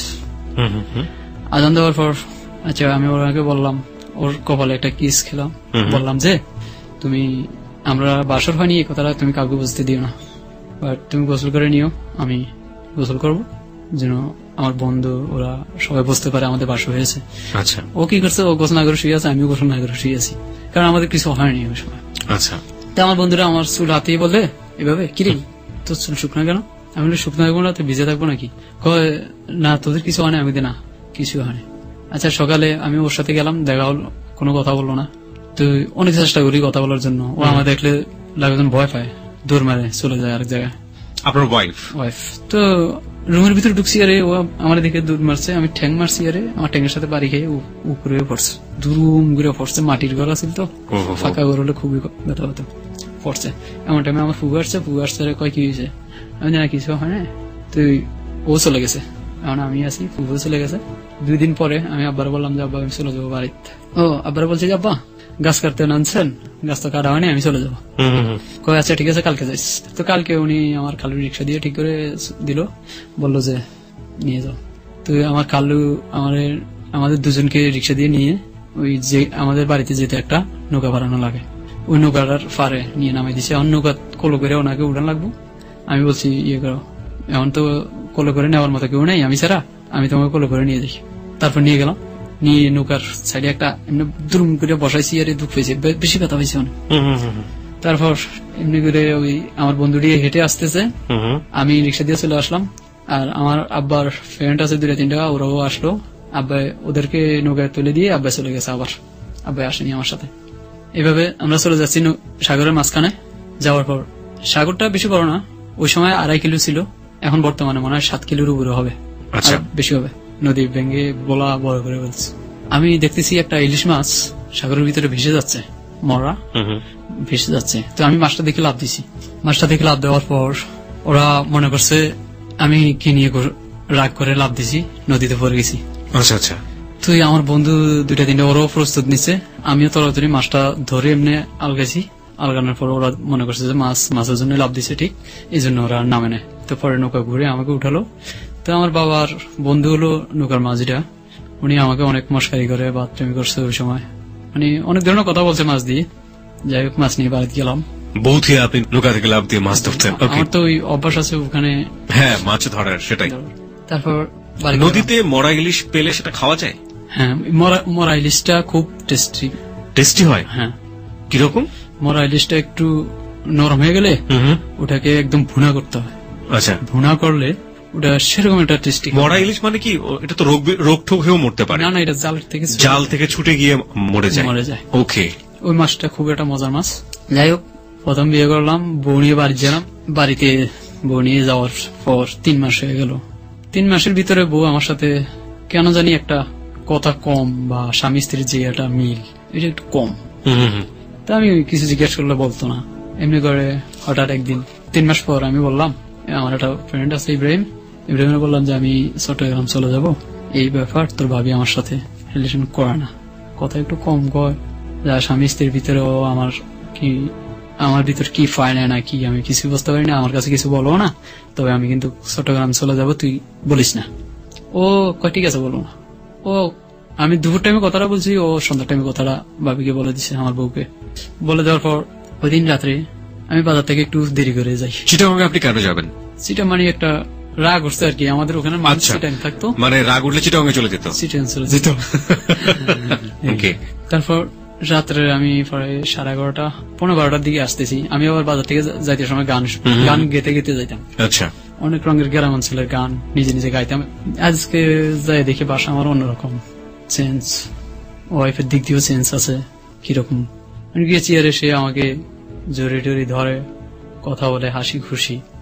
আমি তো বুঝলাম না কি ব্যাপার, কয় না বাবা এমনি। এই সেদিন হলো তার সাথে আমার স্বামী স্ত্রীর যে সম্পর্কটা হয়, এটা কি 3 মাসই প্রথম না হয়েছে, কিন্তু আপনি ওইভাবে নিজের জায়গাতে মনের মিল হয়নি? ওকে, যাক, আমি চিটাগাং যাওয়ার কথা ওই রাতে বলে গেছি। এখন আমাদের ফ্যামিলি বিয়ে তো করছি, ফ্যামিলি চলে খুব কষ্টে চলার পর আমার বাবা যা রোজগার করে হতে হয় না। তারপর আমার যে সম্পর্কে যে চাচা সলেমান, আল্লাহ ওনাকে বাঁচিয়ে রাখুক, একদিন আসে। ওর সাথে আমার আগের কোনো সম্পর্ক না, একদিন হঠাৎ আমাদের বাজারে যেতে, আমাদের বাড়িটা হলো পথের টাকে, তেমনি দেখা হইতে হইতে কথাবার্তা হইতে হইতে ওনাকে আমি আঙ্কেল ডাকি, এমনি আমার বাতিজা রাখে। একদিন বলে, বাতিজ চল আমরা একটু কাজ করবো, বসে থেকে লাভ কি, অভাবের সংসার, তুই চল আমরা ভোর রাত্রে চলে যাবো মাটি কাটতে, আবার 9টা-10টা করে চলে আসবো, 50 টাকা করে দিবে। ওই সময় 50 টাকার অনেক মূল্য। যাক, এভাবে ওর সাথে আমি অনেকদিন মাটি কাটার কাজ করি। উনি আমার জন্য অনেক কষ্ট করছেন। উনি এখন কোথায় আছেন তাও জানি না। আর FM মনে হয় শোনে না, শুনলে যদি শোনে তাহলে উনি যেন আমার ক্ষমা করে দেয়। আচ্ছা, ক্ষমার বিষয়গুলো নিয়ে আমরা আসতে চাই একের পর এক। তারপর ওনার সাথে অনেকদিন কাম করলাম। এর ভিতরে বাড়ি থেকে 1500 টাকা আমি চুরি করছি। আমার বাড়ি থেকে 1500 টাকা চুরি করলেন? এর ভিতরে চুরি করছি, কিন্তু ওয়াইফ আমার বাড়িতে, মাও আছে, বাবাও আছে, ছোট ভাই আছে, বোন আছে, সবাই আছে। আমি 1500 টাকা চুরি করে ঢাকায় চলে আসি। এই ঢাকায় কেন চলে আসেন 1500 টাকা চুরি করে? চুরি করছি এমনি, কেন জানি চুরি করছি, কেন নিয়ে আসলাম তাও জানি না। তারপর কি করলাম, 2 দিন থাকার পর আমার ওয়াইফের জন্য 140 টাকা দিয়ে একটা শাড়ি কিনছি। ওই সময় 140 টাকা দিয়ে? 40 টাকা। কত সাল মনে আছে? সালটা হবে 98-তে। 1998 সালে। ওকে, তারপর 98 বা 99 এর ভিতর। এক্সাক্ট সাল হতে হবে এমন কোনো কথা নেই, 98-99 মানে ওই সময়টাতে কোনো সমস্যা নেই। তারপর ওই শাড়িটা বউর এখনো আছে, প্রথম শাড়ি কিনে আমার জীবনের। প্রথম শাড়ি কিনলেন, ঠিক আছে। তারপর আর আমি কিছু পুরান শার্ট কিনছি ওই নিয়ে বিক্রি করবো। আমাদের সংসার তো খুব। কি কিনেছেন? পুরান শার্ট। পুরান শার্ট আপনি আপনার এলাকাতে বিক্রি করবেন? বিক্রি করবো। তো শার্টগুলো খুব সুন্দর ছিল। আমি কিনে নেওয়ার পরে আমার বন্ধু বান্ধব যারা আছে সবাই নিয়ে গেছে, কেউ আমার টাকা দেয়। আচ্ছা আচ্ছা, আমার এগুলো শেষ। এখন মায় আমাকে অনেক টাকা করছে, এতগুলো টাকা নিয়ে কি করছিস? তাকে বলছি খরচ করে নিয়েছি। আবার কোন রকম জীবন চলে, কোন রকম কাজ করি, কাজ করতে মাড়ি কাটা, এই টুকটাক কাজ করতে করতে বাজারে বসে থাকি। হঠাৎ একদিন আমার এক ফ্রেন্ড এসে খবর দিল আমারে, যে একটা দোকানে চাকরি আছে, তুই চাকরি করবি? আমি বলছি কি খোঁজ বেটা, আমি খারাপ মানুষ, আমার চাকরি দিব কেউ? ওর নাম ইউসুফ, ও এখন মনে চট্টগ্রাম আছে। তুই যদি তুই করবি নি সেটা বল। আমি ঠিক আছে করবো। কার দোকান? কয় ওই নুরুলের দোকান, ওই দোকানে। আচ্ছা তুই দেখ, কথা বল। বেতন 900 টাকা, কথাবার্তি হলো। রাত্রে সকালে জয়েন হয়ে গেলাম। জয়েন হয়ে যাওয়ার পর একদিন ফার্স্ট দিন আর বাড়িতে যাইনি, রাত্রে হয়ে গেছে। ওর একটা মেয়ে আছে, বয়স মনে হয় 12 হবে। আমি শুয়ে আছি দোকানে, ও আমার পাশে দিয়ে যায়, সামনের দরজা খুলছে, আর আমি লাফিয়ে উঠে বললাম কি কয় আমি শিল্পী, ওর নাম শিল্পী। তো তুই এত রাতে, ও আমার মামা ডাকে, আমি বাগনি ডাকি, এত রাতে কেন? কয় ভালো লাগে না, বাইরে জোসনা আছে একটু দেখি। আচ্ছা, ঘুরে গেলে আবার কার মেয়ে ছিল উনি? হ্যাঁ, উনি কার মেয়ে ছিল? উনি ছিল আমি যে দোকানে চাকরি নিয়েছি ফার্স্ট সার্কি, ওনার মেয়ে। ওনার মেয়ে ছিল, ওকে। নাম ছিল শিউলি, শিল্পী। শিল্পী। তারপর ও আরেকবার বাইরে এলো, আবার আমি চেতন নিলাম, জিজ্ঞেস করলাম কি হয়েছে, আমার তো ভালো লাগে না। আরেকবার লাস্ট, এখন আর যায় না, এখন আমার পাশে মানে বসে আছে। আমি বলছি তাড়াতাড়ি যা, এই সমস্ত তুই এনে বসে থাকস, তোর আব্বা আম্মা দেখলে কি হবে জানাস। তো অনেক বুঝিয়ে যে পাঠিয়ে দিছি। পরের দিন ঠিক একই অবস্থা, ও আমার অনেক ফাঁদা করে ধরার পর এভাবে ওর সাথে আমার ইয়ে হয়ে গেল আর কি, শারীরিক সম্পর্ক হয়ে গেল। উনি অবিবাহিত ছিলেন। তো আমি আবার মাঝে মাঝে বাড়িতে যেতাম, আর যেদিন দোকানে থাকতাম এদিনে ও আমার কাছে আসতো। তারপর এভাবে 1 বছর হয়ে গেল, সার্কির বয়স 1 বছরে। আপনি যে কাজটা করলেন, আপনার বউ সেটা জানতো? না, ওই সময় জানতো না। আর এই ঘটনা বউ জানে না। আমি দোকানে থাকি যখন, আরেকটা মেয়ে আসতো বাজার করতে দোকানে, ওর নাম মিনু। ও অনেক বড় হয়েছে, মানে বিয়ে শাদী হয়েছে। ও আমার কি জানি বলছে, আর আমি এটা কি কথা বলছি, আর ও আমার একটা গালি দিস। ওর মামার সাথে আমার সাথে একটা সম্পর্ক আছে ভাইয়ালা, আমি কিন্তু জানতাম না ও তার ভাগ্নি। তারপর এমনিতে একদিন ওর বাড়িতে গেলাম রোজারি দিয়ে, গেছি, আর ও বললো, আমি ওরে দেখে অবাক, আমি কি রে তুই? ওটা আমার ভাগ্নি। এই অবস্থা পরিচয় হলো। তারপর ও যখন আমার কাল দিয়েছে, আমার মনে মনে একটা ক্ষোভ রয়ে গেল যে ওরে আমি, ওর বয়স তখন 14 হবে। তারপর ও একদিন সিরিয়াস চলে গেল, বললো যে আমার ভাগ্নি যাবে দোকানে, বাজার সাজার যা লাগে তুই দিস, বাকি খাইতো দোকান থেকে। আচ্ছা। তারপর ও একদিন দোকানে গেল, ও আমার দিকে তাকিয়ে থেকে হাসে, মিটিয়ে হাসে, আমি হাসি। তো আমার বলে যে আপনার সাথে আমার কিছু কথা আছে। আমি বলি তোমার সাথে আমার কিছু কথা আছে। তো আজকে রাতে আমি দোকান বন্ধ করে যাওয়ার সময় তোমাদের বাড়ি দিয়ে যাবো, তুমি ঘুম যাইও না, আমি গেলে তুমি দরজা খুলে বেরিয়ে আসো। তো দরজা খুলে নাই, ও এক জায়গায় শুইছে, বলছে এক জায়গায় থাকবে, যে গিয়েছিল আরেক জায়গায়, মানে এই জায়গা থেকে এই জায়গায়। এই জায়গায় ওর মামি শুয়ে আছে, এই জায়গায় শুইছে। এখন আমার বেড়ার ফাঁকি দিয়ে ওর মামির একটা গুঁতা দিছি, আমি মনে করছি ও বেড়ার ফাঁকি দিয়ে বাঁশের টনি আছে না, টনি দিয়ে একটা গুঁতে দিছি, আমি মনে করছি ও। তোর মামি চিকু দিয়ে উঠছে, বলে উফ কি জানি কামড় দিস। তা আমি, ও তো মামি। তাহলে দেখি যে টর্চ লাইট ছিল, টর্চ লাইট মাফলার, শীতে মাফলার ফেস আছে, মাফলার দিয়ে ফেসে ছোট্ট করে একটা পর মারছে, দেখি যে মেয়েটা ওই জায়গায়। আমি ওরা গুঁতা দিছি জোরে, গোসায় গুঁতা দিছি, ওরা উঠছে, কয় মামি আমি বাইরে যাবো। কয় যা তুই একা। আমি যাবো না, তুই যা। ও বাইরে আসছে, আর ওর সাথে আমার, ও আমারে বলে, কয় আপনার তো ওয়াইফ আছে, আপনি এখানে কেন আসছেন? আমি বলি ওয়াইফ আছে, তুমি তো বলছো আমার আসার জন্য। আমার কিন্তু মনের ভিতরে ওই সময় এত ইয়ে জমে না। তারপর আমি ওর সাথে, ও এই সমস্ত বলে, আমার সাথে বলে, আর ওর যে ইয়াটা আছে এটা খোলে নিজে নিজে। তো আমি ধর্ম মাত্র দেখছি যে এটা খুলে অলরেডি খোলা। যাক, ওর সাথে রিলেশন হলো, হওয়ার পর আমি বাসায় গেছি, আর আমার ওয়াইফ আমারে ধরে ফেলছে যে আপনি ওখান থেকে আসছেন। কোনখান থেকে? এই মেয়েটির কাছ থেকে। এই মেয়েটি সম্পর্কে সে কিভাবে জানতো? সে জানতো, মেয়েটি আমাদের বাসায় যেত, বাসার পাশে দেখতো, মানে ও আমার সাথে কথাবার্তা বলতো, ভাইয়া ভাইয়া করে কথা বলতো। আমার ওয়াইফ কিন্তু ওই সময় মাইন্ড করতো না। যেদিন রাত্রে আমি ওর কাছ থেকে আসি, সেই দিনই ঠিক মাইন্ড করছে যে। কিভাবে বুঝলো আপনার ওয়াইফ? আমি আসতে একটু দেরি হয়ে গেছে, রাত্রে ওই সময় 3টা বাজে, এই জন্য বোর ঘুম আসে না। আমাদের ওই চরের ঘর তো, বেড়ার ফাঁকে দিয়ে ওই ঘরটা দেখা যায় স্পষ্ট। আচ্ছা আচ্ছা। তুই একটা ফর, যখন লাইটের ফর পড়লে, ওই ফরটা ওর চোখে পড়ছে মনে হয়, ও দেখতেছি কি করতেছি, ঘরে বসে ওই ফাঁক দিয়ে দেখতেছে আমরা ওখানে লাইট দিয়ে আমি কি টুকাচ্ছি, ও আমার সব বলছে, আমার ওয়াইফ। তা আমি অনেক সরি বললাম বউর কাছে, বউ মানল না। বউ যাই হোক, এটা নিয়ে আমার সাথে অনেক কিছুই করলো। অনেক কিছু বলতে এমনি কোনো বড় আকারে কিছু যায়নি, নিজে নিজে আমার সাথে একটু গোসার উপর রইল। এর আগে আমার মেয়েটা হলো, একটা মেয়ে হলো। এই ঘটনার আগে আপনার একটা মেয়ে হয়ে এলো? মেয়ে হইল। তারপর হঠাৎ দোকানে চাকরিটা যখন ছেড়ে দিই, 1 বছর পর চাকরি ছেড়ে দেওয়ার পর আমি আর কোনো কাজ পাই না। আমি আবার কয়দিন বাড়িতে ছিলাম। বাড়িতে থাকার পর দেখি আমার আব্বার 24,000 টাকা আছে ক্যাশ, একটা জায়গা রাখছে। আমি দেখছি, আমি ওই টাকাগুলো আবার ঢাকা চলে আসছি। 24,000 টাকা নিয়ে আপনি ঢাকায় চলে আসলেন? চলে আসি। আপনার বাবার 24,000 টাকা মানে বুঝেন কত কষ্টের টাকা? কত কষ্টের টাকা, এখন বুঝি, ওই সময় বুঝতাম না। তারপর 24,000 টাকা নিয়ে যখন চলে আসছি ঢাকা, 6 দিন আসলাম আমি বোর্ডিং এ। আমি কোনো জায়গা চিনতাম না, আমি গাড়ি ঘুরতাম, এই জায়গা থেকে ওই জায়গায় যেতাম, একটা বোর্ডিং দেখতাম, ওখানে রাত্র থাকতাম, হোটেলে ভাত খেতাম। 6 দিন ছিলাম। 6 দিনে সে দেখতেছি আমার 8,000 টাকা ক্যাশ আছে। 6 দিনে আপনার 18,000 টাকা শেষ। 6,000 টাকা ক্যাশ আছে। এই 18,000 টাকা শেষ মানে তো আপনি তাহলে কি করলেন এত টাকা দিয়ে 6 দিনে? টাকা প্রতিদিন শুধু 3,000 টাকা। খাওয়া, গাড়ি ভাড়া, আর এই কিভাবে যে খরচ হয়ে গেল 6টা দিনে আমার 18,000 টাকা। সেই সময় কোনো খারাপ উদ্দেশ্য হয়নি, আমি আসছি একটা চাকরি খুঁজতে ঢাকা শহর। মনে মনে একটা টার্গেট যে আমি একটা চাকরি নেব, এই টাকাগুলো থাকা পর্যন্ত আমি একটা চাকরি খুঁজবো। তো যখন 6,000 টাকা দেখি আছে আমার কাছে, আমি চিন্তা করি না ঢাকা তো আমার কোনো চাকরি হবে না, টাকাগুলো শেষ হলে আমার অবস্থা হবে, আমি কিন্তু আর বাড়িতে যেতে পারবো না। ওয়াইফ আমার বাড়িতে আছে, বাড়িতে যেতে পারবো না, আব্বা আমার মারবো, আব্বার ভয়ে। এর পিছিয়ে আমার একটু কথা রয়ে গেছে। কথা হলো ওই আমার আব্বা অসহায় হয়ে গেছে, সব শেষ হয়ে গেল। এরপরে আমার বাজারের যখন ঘরটা আছে ওই সময় আমাদের একটা সমিতি করছে ওরা, সমিতি থেকে একটা জেনারেটর কিনছে।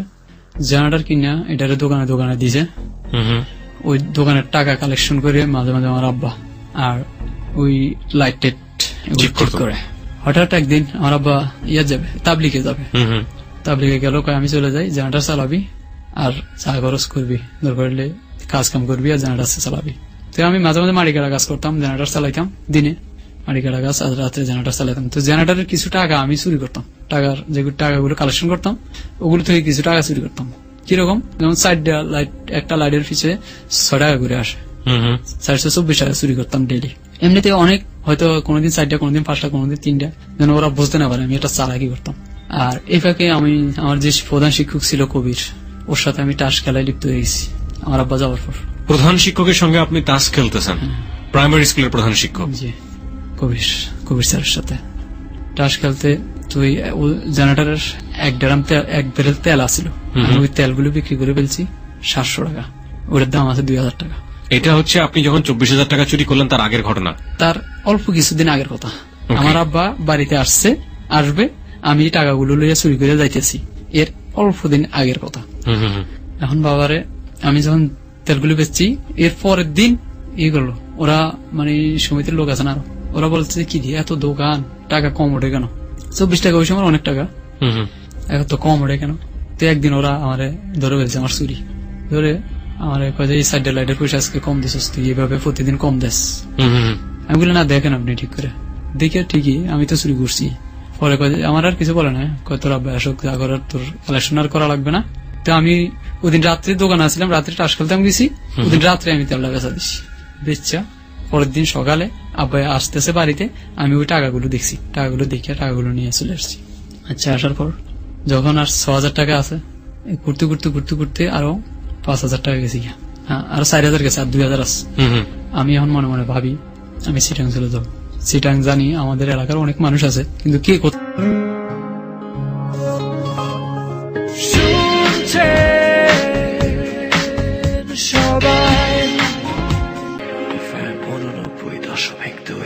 রাত্র 11টার দিকে গাড়ি নামে দিচ্ছে আমার, দেখি অনেক লোক বলে, কিন্তু আমি চিনি না, বলে কথা বলে চিনি না।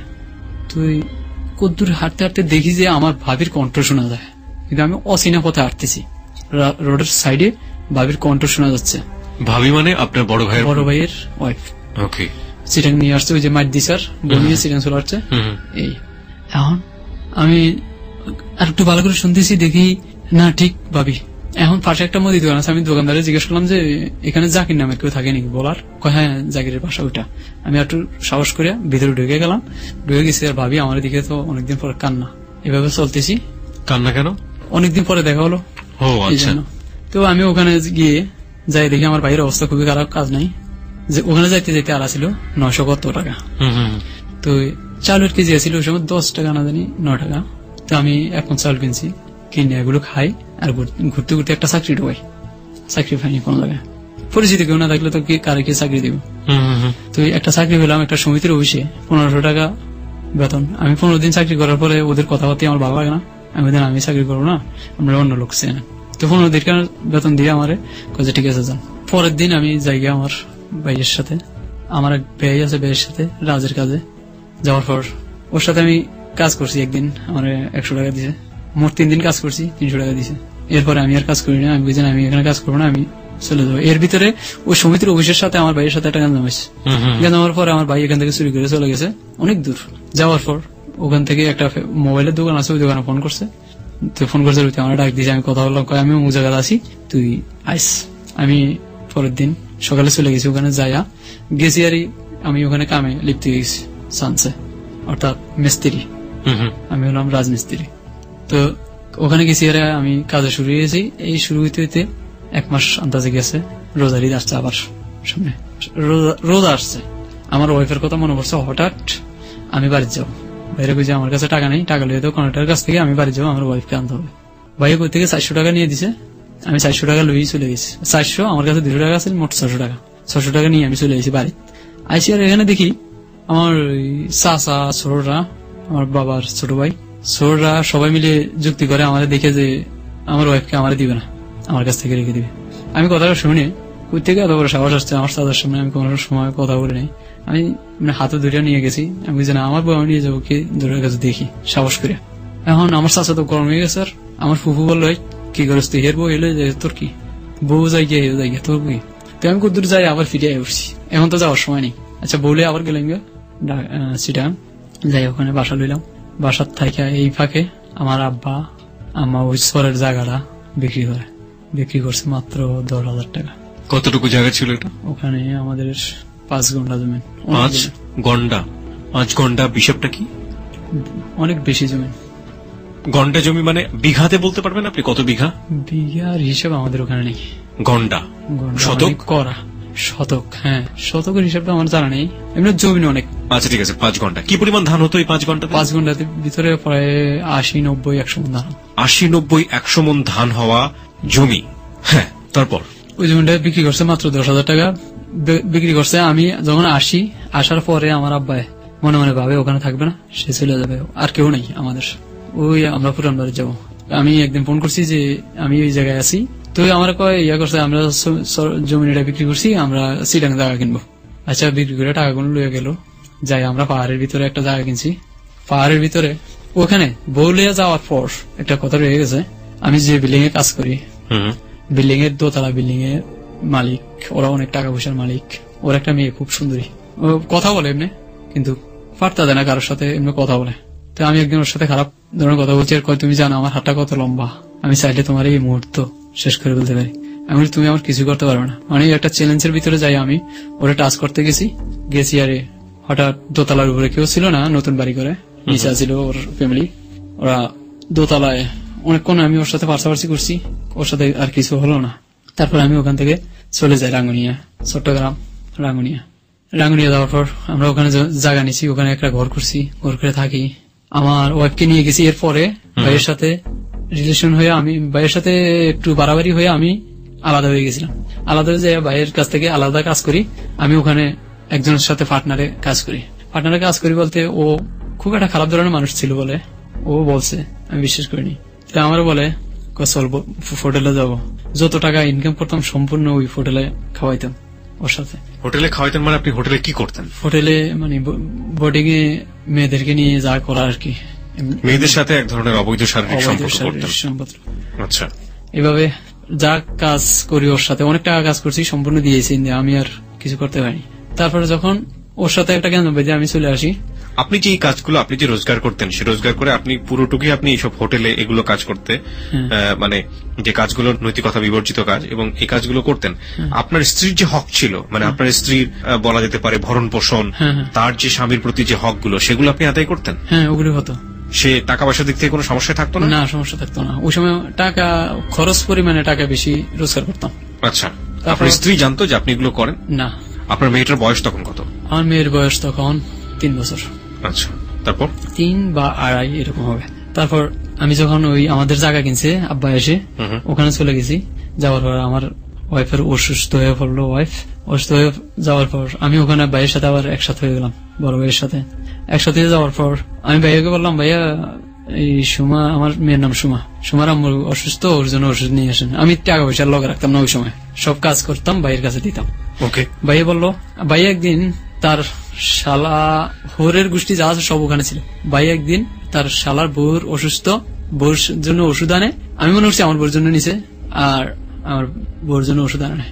পরে বাসায় আসলাম, আসার পরে আমি দেখি ভাইয়া কয় তুই যা, আমি আসতেছি। ভাইয়ের শ্বশুরের বাসা ওই পাশে আমাদের। তো ভাইয়া আর ওষুধ আনে নাই, ওষুধগুলো ওদেরকে দিয়ে আইছে, আমার বউর জন্য আনে নাই। আমার কয় কি জ্বরের ওষুধ আনছেন? আমি বলি ওষুধ ভাইয়া আনতেছে। তো একদিন রাত্রে আমি আমার বউর কাছে থাকি, অসুখ এক রুমে থাকি আমরা, দেখি যে রাত্রে আমার বউর চোখটা জ্বলে, মানে আগুনের মতন জ্বলে, চোখ আগুনের মতো জ্বলছে। লাইটের ফোকাস যেভাবে আসে ঠিক এভাবে আসতেছে, আমার চোখে পড়ছে নজর। আমি কিন্তু মনে মনে ভয় পাইনি, মনের কঠিন করছি। আমি বুঝতে পারছি যে এটা আগলা কোন রোগ, আগলা কিছু ওরে আসর করছে। তো আমার মা, ওই আমার ভাইয়ের শাশুড়ি খুব খনকার, নিজেটা নিজে করে, এমনি কারো ব্যক্তিগত টাকা পয়সা দিয়ে করে না, নিজস্ব ভিতর করে। আমি যা বললাম, মা জি আপনাদের বউয়ের এই অবস্থা, কালকে রাত্রে আমি জিনিস দেখছি। কয় বাবা তোমার তাহলে এটা বলো, না হলে আমি যাইতে পারবো না। আমি তাহলে বললাম, তাহলে যে অবস্থা মাঝিটা একটু আমার লগে যাইতে বলেন। অনেক কথার পরে তাহলে রাজি কয়েছে যাও। গেছি, আর মানে একটা দেওয়ার টাওয়ার দিয়ে কিভাবে আমার বউয়ের মরিচ টরিচ দিছি, নাকের ভিতরে পরামরিচ দিছি, কোনো খবর নাই। মানে ওটা তো আসর করে রাখছে। ওটা হলো চাকমা জাতীয়, আমার বউয়ের সাথে আসর করছে। চাকমা জাতীয় কি জিনিস এটা? চাকমা জাতীয় কি, এই যে কি এর একটা আপতা না কি বলতেছে, আমি শিওর খেয়াল নেই। এটা আপনারা বিলিভ করেন তাই তো? ওকে। এবং এটা আপনারা মনে করছেন যে এটা আপনার বউয়ের সাথে আছে? রাতের বেলা কোনো ওষুধও খাওয়াননি? না। ওকে। তারপর যখন সকালবেলা আমার মা ভাই আইসা ওইটারে দৌড়ানোর জন্য ব্যবস্থা করলো, এত মরিচ দিলাম, পানি দিয়ে নাক মুখ বাঁধি দিলাম, পানি দিলাম, লাস্টে একটা নতুন গামছা দিয়া পানি দিছি। আর তারপরে ওইটা বলতেছে যে ওস্তাদ আমি যাই। আপনার বউই বলতেছে? হ্যাঁ, আমার বউ আমার মাওজিরে বলতে আছে। পहिले আমার বউ মাওজিরে অনেক ধমকি দিছে যে তুই আমার কিছুই করতে পারবি না, তুই আইসিস কেন, তুই চলে যা, আমি তোর বংশ ধ্বংস করে দিব। এভাবে ইয়ে করছে, কয় তুই আমার কিছু করতে পারবি না। মাওই আমার অনেক ক্ষমতাশীল এমনি খনগারির দিক দিয়ে। এটা সারানোর পর বউ যখন মোটামুটি এখন সুস্থ আনে, এর ভিতরে যখন এই আমার বউর আগলা ইয়েরা, এর ভিতরে ওখানে একটা মেয়ে, তার নাম মিনু। এই মেয়েটা আমার দেখলে গান গায়, সিটাঙ্গিয়া গান। ও আমার দেখলে গান গায়। আমি কাজে যাই সকালবেলায়, ওই দেখলে গান গাইবো, আসতে সময় গান গাইবো। আমি কথা বলি, কিন্তু এইসব খারাপ মাইন্ডে কোনো কথা বলি না এখনো। তো আমার বউ অসুস্থ, একদিন ও সকালবেলা ওই দিক থেকে আসে, ওর সাথে আরো 3-4টা মেয়ে, ওখানে পাহাড় আছে। আমি ওরে দেখে পাহাড়ের এক সাইডে যে খাড়াইলাম, ও আমার দেখে ফিস নামলো। ফিস নামে পাহাড়ের উপরে, ও যখন মেয়ে ছেলেগুলো গুলো গুলো ওগুলো চলে গেল, ও ফিস নামে আমার কাছে আসা, ওখানে আসার আমিও নামছি সামনাসামনি। নামছি, আরে ওর সাথে অনেক কথাবার্তা বললাম। বলার পর ও এক ধরনের কেন আমার কথায় রাজি হয়ে গেল, আর ওর গায়ে হাত দেওয়া মাত্র কেমন নর্মাল হয়ে গেছে। এমনিতে ওর সাথে আমার রিলেশন হলো। হওয়ার পর ও একদিন সকালে, আমার এক বেআইন আছে, তালতো বোন যাকে বলে, আমার ভাইয়ের শালী, সকালবেলা ওর আম্মা হলো ওখানের সর্দার, যে মেয়েটার সাথে করছি। মেয়েটার বাবা হলো জেলখানায়, মেয়েটার মা গেছে মেয়েটার বাবাকে দেখতে। কি চাকমা মেয়ে ছিল? না, ওটা হলো মুসলিম। ওকে। তারপর আমি সকালবেলা গেছি ঘরে, যাই দেখি ওরা ওঠে না, ঘুম থেকে ওঠে না। আমি দূর থেকে পানি মেরে দিছি। আমার বেআইনও আছে ভাইয়ের শালিটা।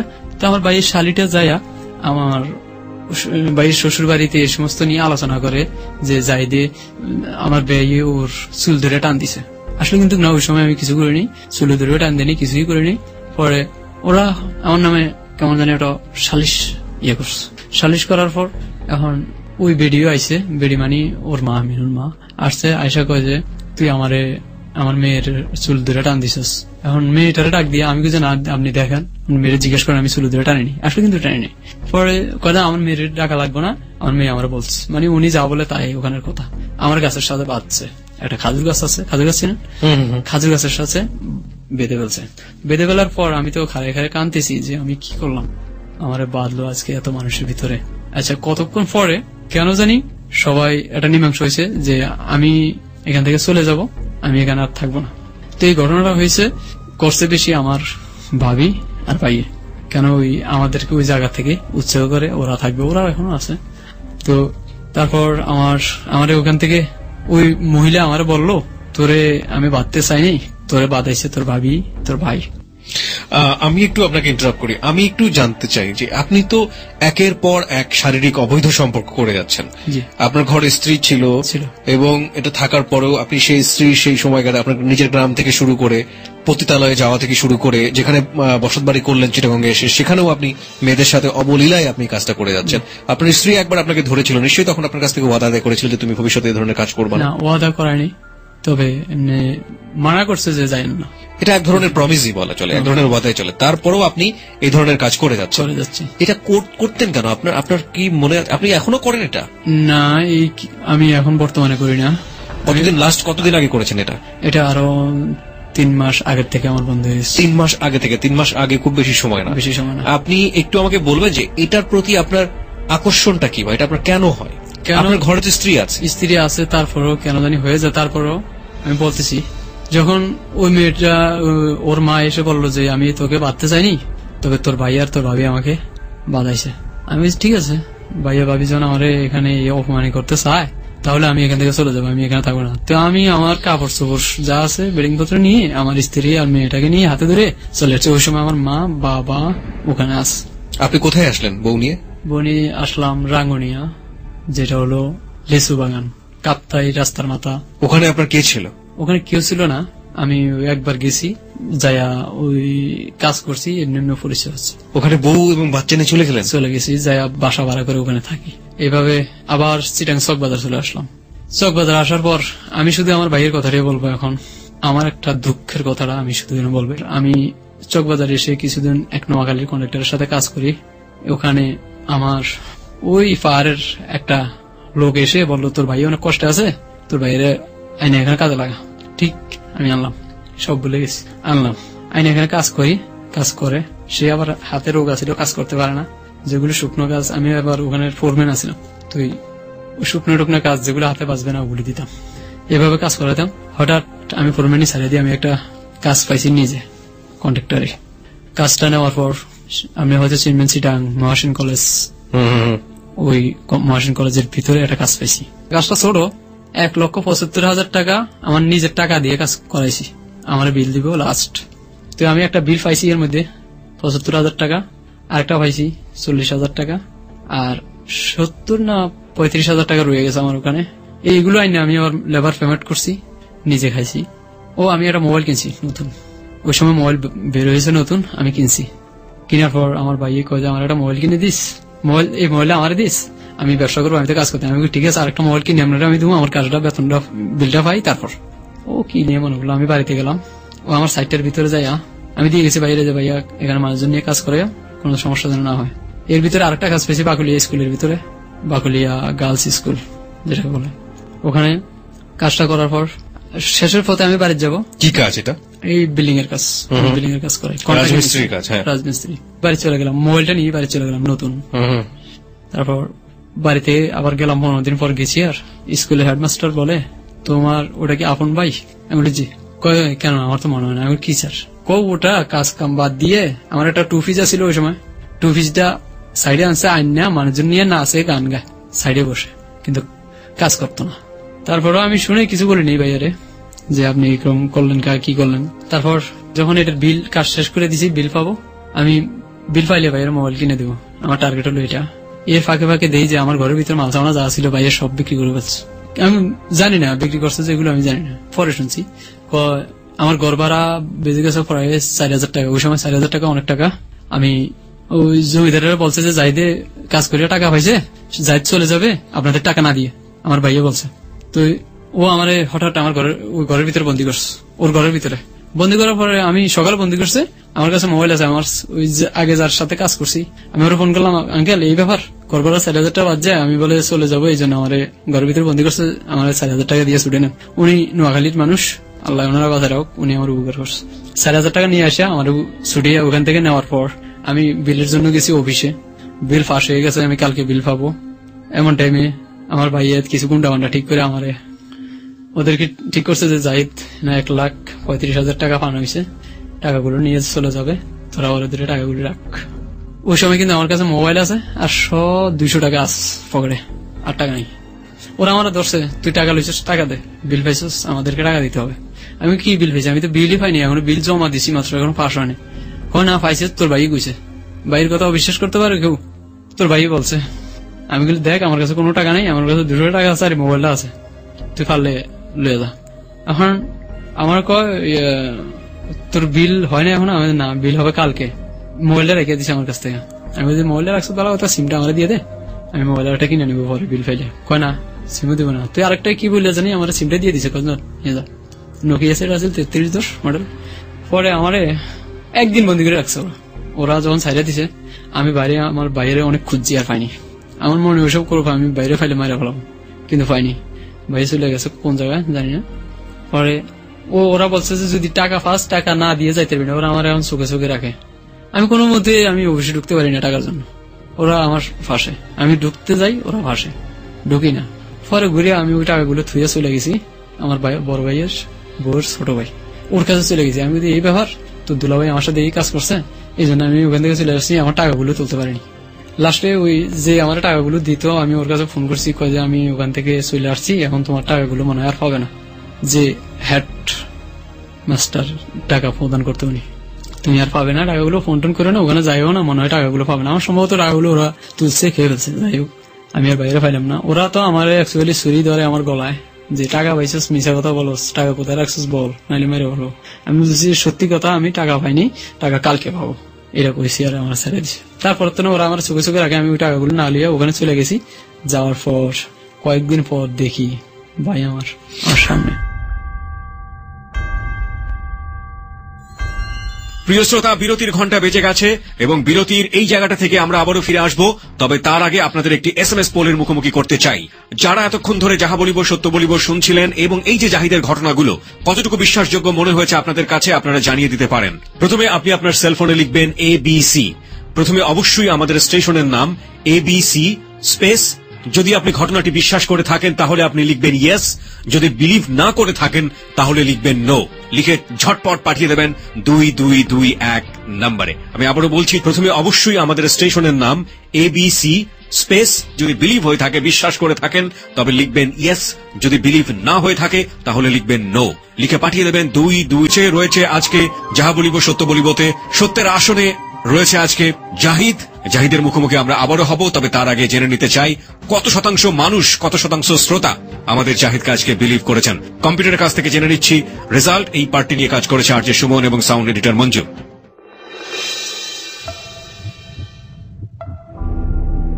Yes, 90%.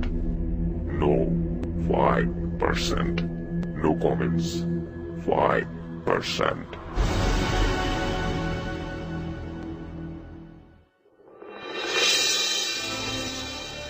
কম্পিউটার বলছে 90% ইয়েস, 90% বলছে ইয়েস, 5% বলছে নো, 5% নো কমেন্টস। আমরা চলে যেতে চাই জাহিদের কাছে আবারও। জাহিদ, হ্যাঁ, তারপর আমি যখন বাইরে দেখলাম, বাইরে দেখে মনের ভিতরে অনেক আগুন জ্বলতেছে। আমি কিছু বলি না ওই সময়। আমার একটা বন্ধু আছে ভাইয়ের, ওটা ভাইয়ের পুরানো বন্ধু, ওর সাথে একটা বেমানি করে চলে গেছে। ওর সাথে আমার একটা বন্ধুত্ব হয়ে গেছে। আবার ও আমার বলে ওই তো ভাই, আমি বললে ভাই থাক, তুই কথা বলিস না আমার সাথে। এমনি আমি ওরা দেখলে না দেখার মতন সরে যেতাম। এর ভিতরে আমি আমার স্ত্রী এখন আমার সাথে সাথে আছে, ও এক আমার সাথে। আমার আরেকটা মেয়ে হয়েছে, 2টা মেয়ে। তারপর বর্তমানে আমার একটা মেয়ে ক্লাস 8-এ পড়ে, আর একটা 5-এ এবার পরীক্ষা দেয়, ওটা 8-এ পরীক্ষা দিব। আমি ওই বাইরে দেখা অনেক নিজে করে রাখলাম। হঠাৎ আমার একটা প্রোগ্রাম আসে, আমি বিদেশ যাওয়ার জন্য ওমান যাবো। আমার খালাতো ভাই আমার নিব, আমার ফাস্টফুড করাইলো, মেডিকেল আমি আনফিট হয়ে গেলাম, বাংলাদেশ যেতে পারলাম না। আমার বলছে যে তুই ডুবে যাইতে পারবি, ডুবে চলে আয়, ডুবে মেডিকেল টেল নাই। আসলে কিন্তু ডুবে হইলো কঠিন চেক। আমি ডুবে চলে গেলাম, কিছু ওষুধ খেয়ে গেছি, মোটামুটি রোগ আসলে কয়ে এটা সারা যাবে, সমস্যা নেই, তুই চলে জায়গা 2 মাস। অসুখ ছিল আপনার? অসুখ ছিল আমার hepatitis B, Bangla English HBS AG positive এটা। তারপর এটা কি রোগ, এটা আমার ডাক্তারে ক্লিয়ারলি বলে না, বলছে খারাপ ধরনের কিছু রোগ আমরা বলছে। আমি এটা কি আপনার শরীরে জীবাণুটা এখনো আছে? এখন এটা কি জিনিস এটা আমি নিজেও জানি না। এটা মাঝে মাঝে আমার ডিস্টার্ব হয়, অনুভব করছি, কিন্তু এই রোগটা ডিস্টার্ব হয় আপনার? ডিস্টার্ব মাঝে মাঝে আমার রক্তের ভিতরে সব হয়ে যায়, জিন করে, শরীর ঝিনঝিন করে। আপনি যে বহুগামিতা, মানে বহু ধরনের আগে যে এতগুলো মেয়ের সাথে আপনি শারীরিক সম্পর্ক করেছেন, এর আগে কি এই রোগটা ছিল আপনার মধ্যে? ওই সময় তো আমি টেস্ট করিনি, আমার কোনো রোগ ছিল না, টেস্ট করিনি। এটা টেস্টের পরে ধরা খাইছে আর কি। যখন আমি ফাস্টফুড করে মেডিকেল করছি তখন ধরা গেছে। ডাক্তার কি আপনাকে এই ধরনের কোনো কথা বলেছে যে আপনি মাল্টিপল সেক্স করেন কিনা বা বিভিন্ন মেয়েদের কাছে যান কিনা? না, এগুলো কিছু জিজ্ঞেস করেনি? জিজ্ঞেস করেনি। ওকে, তারপর আমি গেলাম বিদেশে, মানুষের থেকে কিছু টাকা নিলাম, আত্মীয় স্বজনের কাছ থেকে নিলাম। নেওয়ার পর ওখানে গেছি আর আমার 15 দিন পর মেডিকেল করার পরে আনফিট টু ড্রাইভ বাড়িয়েছে। আর ওরা সবাই আমার চেকে রাখতো, কিন্তু আমি বুঝতাম না। দুবাই দুবাই চলে গেছেন আপনি? হ্যাঁ, 2 মাস 4 দিন ছিলাম।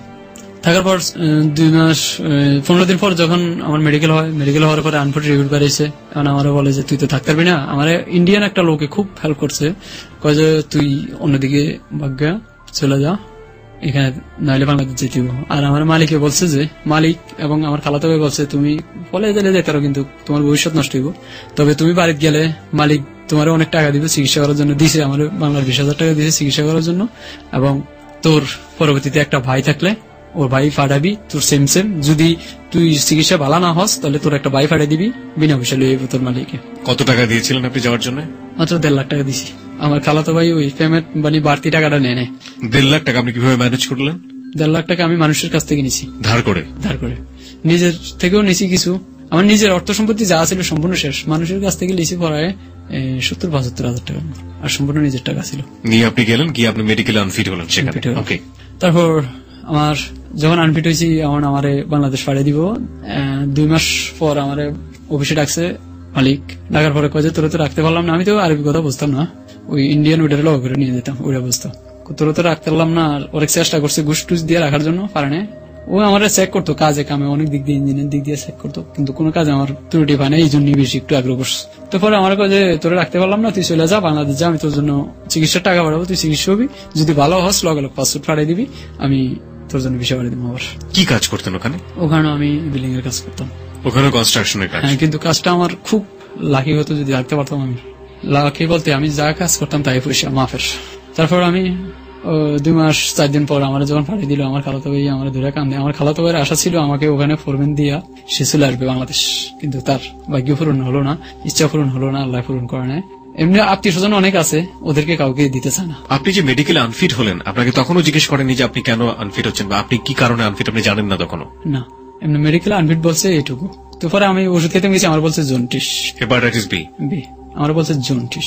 তো জন্ডিসের ওষুধ আমি খেতে খেতে খেতে খেতে এই পর্যন্ত প্রায় 1.5 লক্ষ টাকার আরো ওষুধ খেয়েছি, কিন্তু কোনো পদে কাজ না। মালিক 20,000 টাকা দিচ্ছে, পরে মালিকের ফোন করছি যে না আমার রোগ ভালো হবে না, মালিকের টাকা পাড়া না, বন্ধ করে দিচ্ছে। এর ভিতরে আমি কাজ করি, কাজ করতে করতে অনেক টাকা কামাই করি, কিন্তু টাকা রাখতে পারি না, খরচ হয়ে যায় চলা ফেরায় আড্ডায়। আমি কিন্তু কন্ট্রাক্টারি করি। এবং আপনি মেয়েদের কাছে যেতেন? হ্যাঁ, আমি হোটেলে যেতাম, ওখানে অনেক টাকা খরচ করতাম। এর আগে আমি ওখানে থাকি। কোনখানে থাকেন আপনি? আমি চট্টগ্রাম যেখানে থাকি। চট্টগ্রাম কোথায়? এখন আপনি কোথায় আছেন? হালি শহর। আচ্ছা, বড় ফল। আমি একটা মেয়ে চার দোকানে যখন বসতাম, কালো করে মেয়েটা, ও নতুন বাসা নিছে আমাদের এখানে। ও আসা চাটা নিত আর এমনি তাকে থাকতো, আমি তাকে দেখতাম, তো কিছু বলতাম না। একদিন পরের দিন এসেও আমাকে বলে ভাই আপনার নাম্বারটা তো। আমি কি করবো? ফোন করবো। আচ্ছা নাও। তো নাম্বার নিচে ফোন করে অনেকক্ষণ কথা বলে। কথা বলার পরে আমি বলছি যে শোনো, আমার ছেলে মেয়ে, আমার 2টা মেয়ে আছে, ওয়াইফ আছে।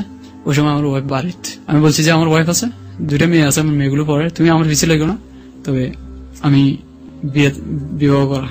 ওর বয়স তখন 15 হবে এখন। আচ্ছা কয় ঠিক আছে, আর কথা বলবো না আপনার সাথে। এইভাবে মাসখানিক চলে গেছে। এরপরের দিন একদিন হঠাৎ ওর সাথে আমার সাথে দেখা, আমি কলে গোসল করি। ও আমাকে বলে ভাইয়া আপনার সাথে আমি একটু কথা আছে। কি কথা?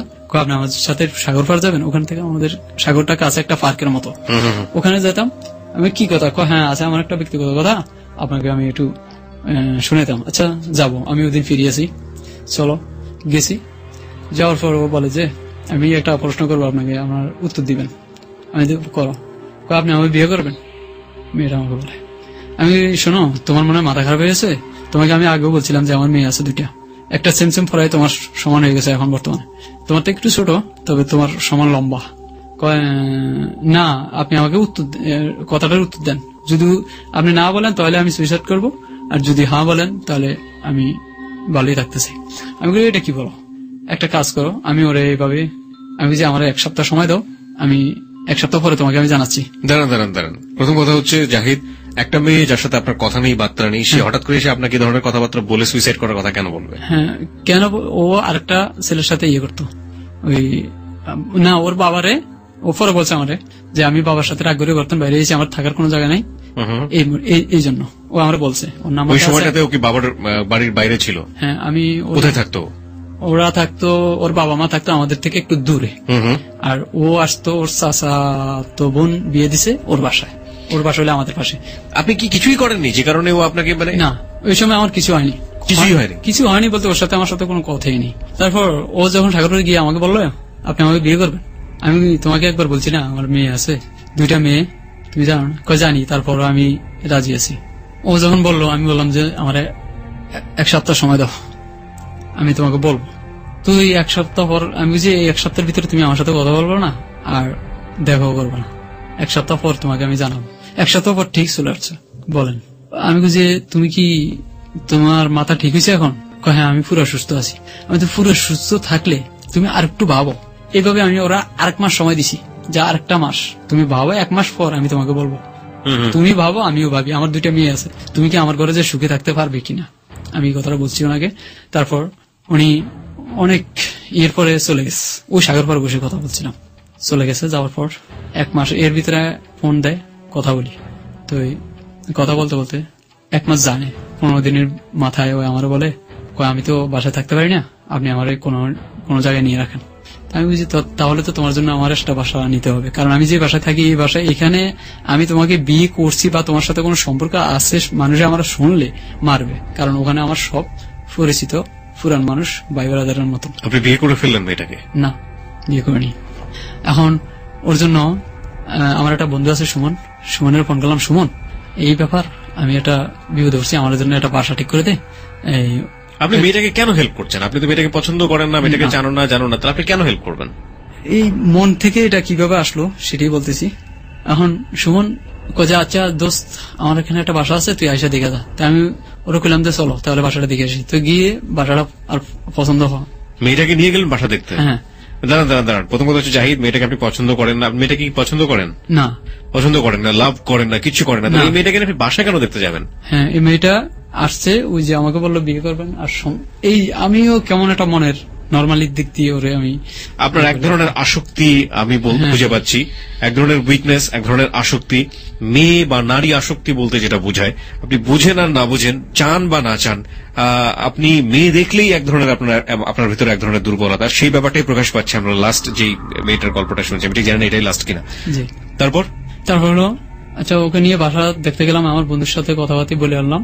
বন্ধুরা কইছি ঠিক আছে, আমি তোর একদিন পরে জানাতে আছি বাসার অ্যাডভান্স দিব কিনা।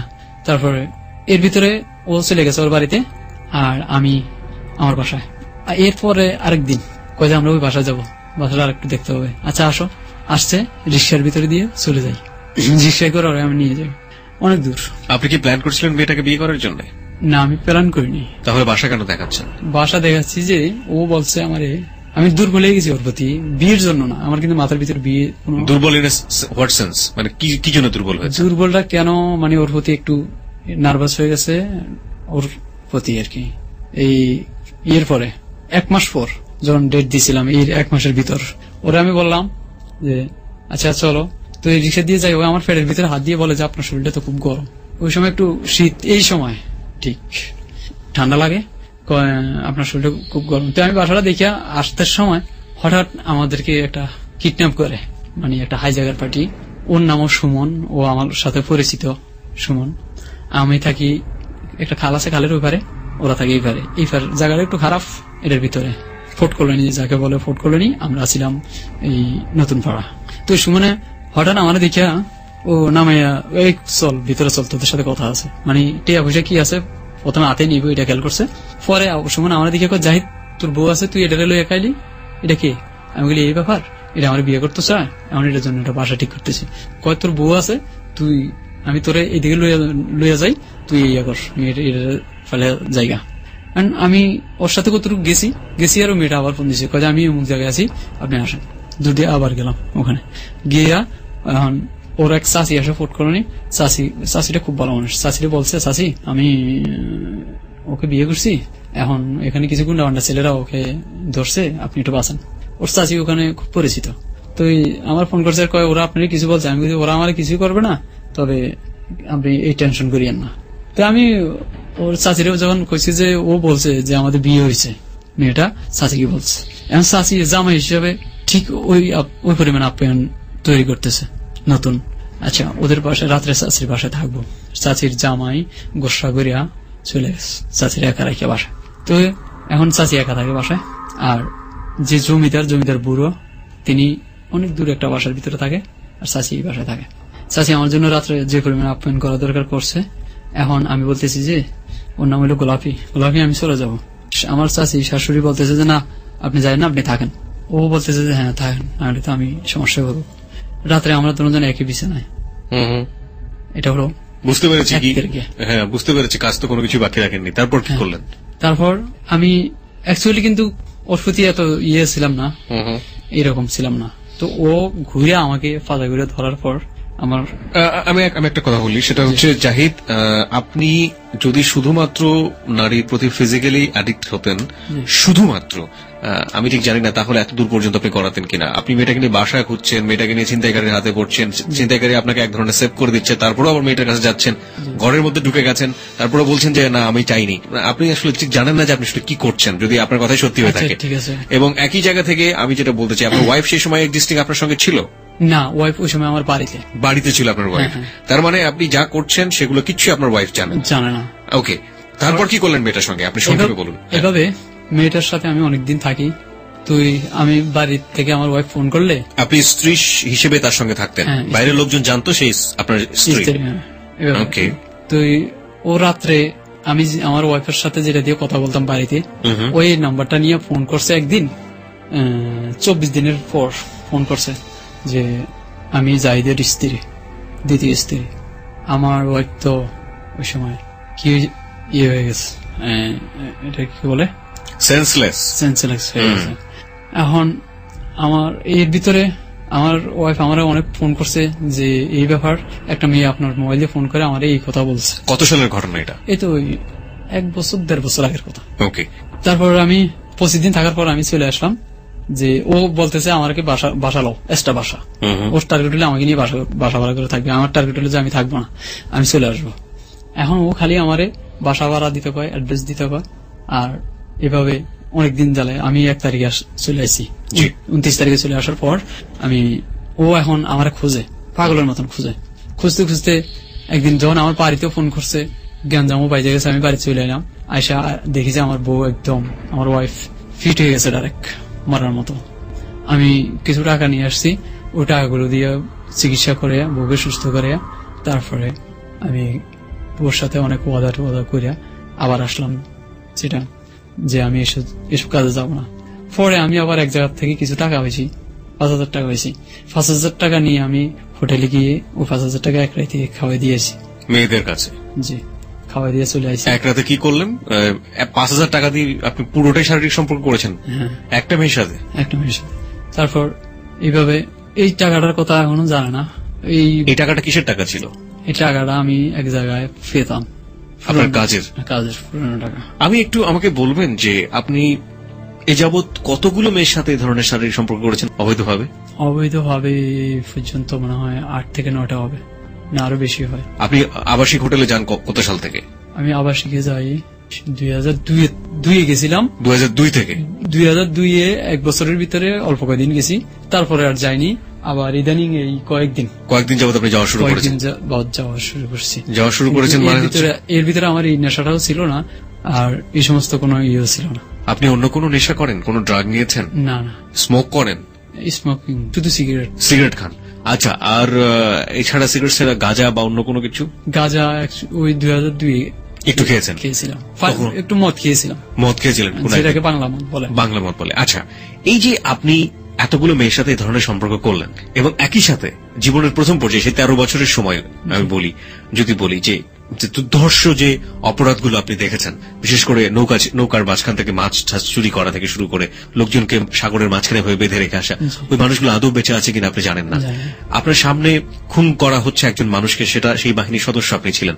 তার মানে আপনি এক ধরনের প্রত্যক্ষভাবে এটার সাথে জড়িত। পরবর্তীতে আমরা যেটা দেখলাম, পারিবারিক কলহ, ভাইয়ের সাথে বিরোধ, এবং সবকিছু মিলিয়েই আপনাকে যার সাথে বিয়ে দেওয়া হয়েছে সেই মানুষের সাথে আপনার জানা নেই শোনা নেই, হঠাৎ করে বউ হিসেবে তাকে পেতে হলো, সেখানেও এক ধরনের তৃপ্তি ছিল না। এই যে মানুষটা যাকে আপনি পেলেন আপনার বউ হিসেবে, তার আগে কি আপনি এই ধরনের শারীরিক সম্পর্ক কারোর সাথে করেছেন? তার আগে একটা মেয়েকে জোর করে করছি, ওই কথাটা আমি আপনাকে বলিনি। ওটা হলো স্কুল জীবনে আমার যখন 12 বছর বয়সে। এটা কিভাবে হলো আপনার লাইফে? এটা ওই স্কুলের একটা মেয়ে আমাকে ইয়ে বলছিল, মানে খারাপ ধরনের গাল দিছে। তো আমার ফ্রেন্ড আসলো 4টা, আমরা রোল নাম্বার 1, 2, 3, 4 এই 4জন ফ্রেন্ড ছিলাম। তো ওরা আমি ছিলাম 4-এ, ক্লাস 5-এর কথা এটা। তো আমরা বলছে যে দেখ তোরা গাল দিছে। তো আমি মনে মনে এটার একটা কোদ রাখছি। একদিন দেখি দুপুরবেলা ও আসে, আমাদের ওখানে ঘরবাড়ি একটু কম, এই চর এলাকা তো ঘরবাড়ি কম। তো দেখতেছি যে দুপুরে আসে, আমি জোরপূর্বক ওরে আমি এই কাজটা করেন আপনি, করি। এবং এটাই ছিল আপনার জীবনের প্রথম। হ্যাঁ, এটাই। সো আপনি তো রেপ করেছেন এটাকে। জি, জি। তারপরে মেয়েটার কি হলো? মেয়েটা বাসায় গিয়ে বিচার দিছে ওর বাবার কাছে। বিচার দেওয়ার পরে ওর বাবা এসে আমার বললো, তুই আমার মেয়েরে এই ধরনের ইয়ে করছস, আমি চেয়ারম্যানের কাছে, সেই চেয়ারম্যানের কাছে বিচার দিব। চেয়ারম্যান সেলিম ওর কাছে বিচার দিব। আপনি তো ওনারই লোক। ও তো ওই সময় ও আসিল না, ও আসিল বাড়িতে না কোথায় ছিল। ওর প্রধান যেতে আসিল যে সাদেক, উনি আসিল আমার আঙ্কেল। আমি ওনার লগে খুব একটা রিলেশন ছিল ভালো। তো ওর কাছে বিচার দিছে। আর ওই আমরা এসে বলে, এই বেটা তুই বলে অমুকের মেয়েরে এই কাম করছস। আমি বলে আঙ্কেল করিয়া লেছি, এখন কি করবো, এখন যা করার করেন আপনি। তো এইতে আবার ওরে যাইয়া বুঝিয়ে দিছে যে আপনার ছোট মেয়ে, ছোট, এই সমস্ত কথা বলা বলি হলে আপনার মেয়ের ভবিষ্যতে খারাপ হবে। তো এটা এইটুকু চাপা হয়ে গেছে। আপনি এখন ওই অপরাধ থেকে পুরোপুরি বের হতে পারেন, কারণ আমি যদি বলি যে মাত্র 3 মাসে আসলে যে ক্ষত তৈরি হয়েছে। কত সালে শুরু করেছিলেন আপনি? আমি 98-তে শুরু। 98 থেকে শুরু হয়েছে, এখন হচ্ছে 2013, প্রায় 14 থেকে 15 বছর। 15 বছর। 14 থেকে 15 বছরের যে অভ্যাস, সেটা মাত্র 3 মাসে পরিবর্তন হয়ে যাবে, এটা আমরা বিলিভ করি না। আপনি তো এই জায়গাটা থেকে বের হতে পারেননি এখনো। আমি চাই যে আমি পুরো জায়গাটার থেকে বের হয়ে যাব, এবং আমি বাড়ি থেকে এবার শপথ পুরোটাই করছি নিজে নিজে যে আমি এই সমস্ত কাজে যাব না, ঠিক মতো টাকা কামাই করব। আমার এই 2টা মেয়ে আছে, 2টা মেয়ের জন্য আমি অনেক কিছু করব, আমার আশা। আপনার পরিবার, আপনার ফ্যামিলি কি জানে যে আপনি এগুলোর সাথে ইনভলভ? আমার এই কাজগুলো family জানে না, আমার ওয়াইফ জানে।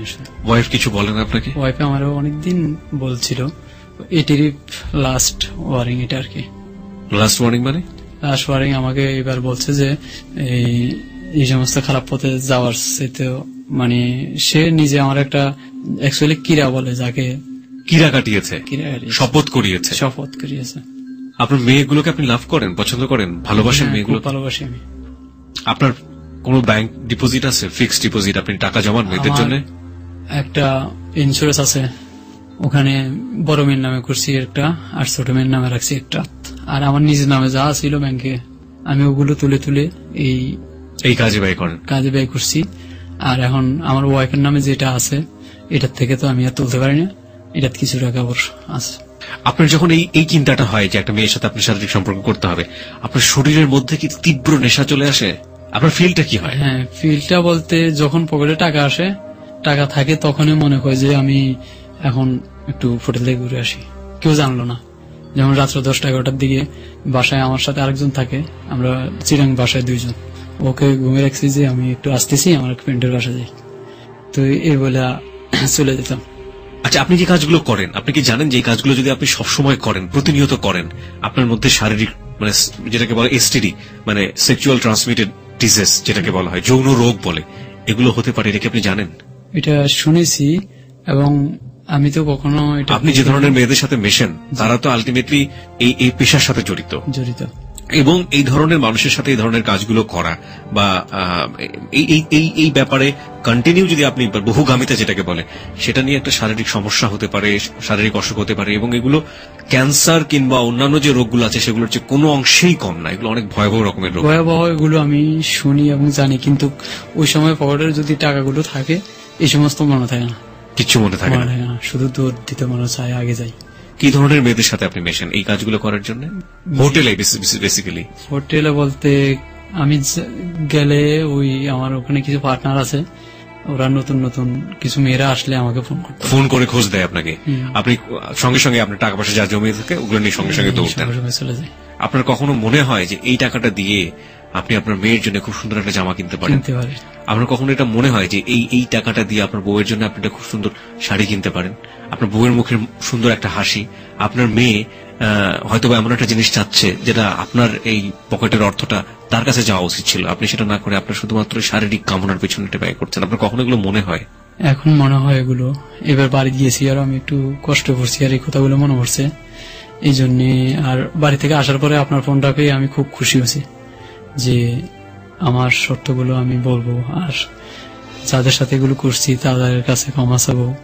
প্রিয় শ্রোতা, আজকে যে জাহিদ এখানে এসছে, এই জাহিদটা একজন জাহিদ না, সমাজে অনেক জাহিদ আছেন যারা এই ধরনের কাজ করেন এবং করার সময় তারা জানেন যে তারা যে কাজগুলো করছে বা যে কাজটা হচ্ছে সে কাজটা অন্যায় হচ্ছে, তারপরেও তারা ওই কাজ থেকে ওই জায়গাটা থেকে ফিরে আসতে পারেন না।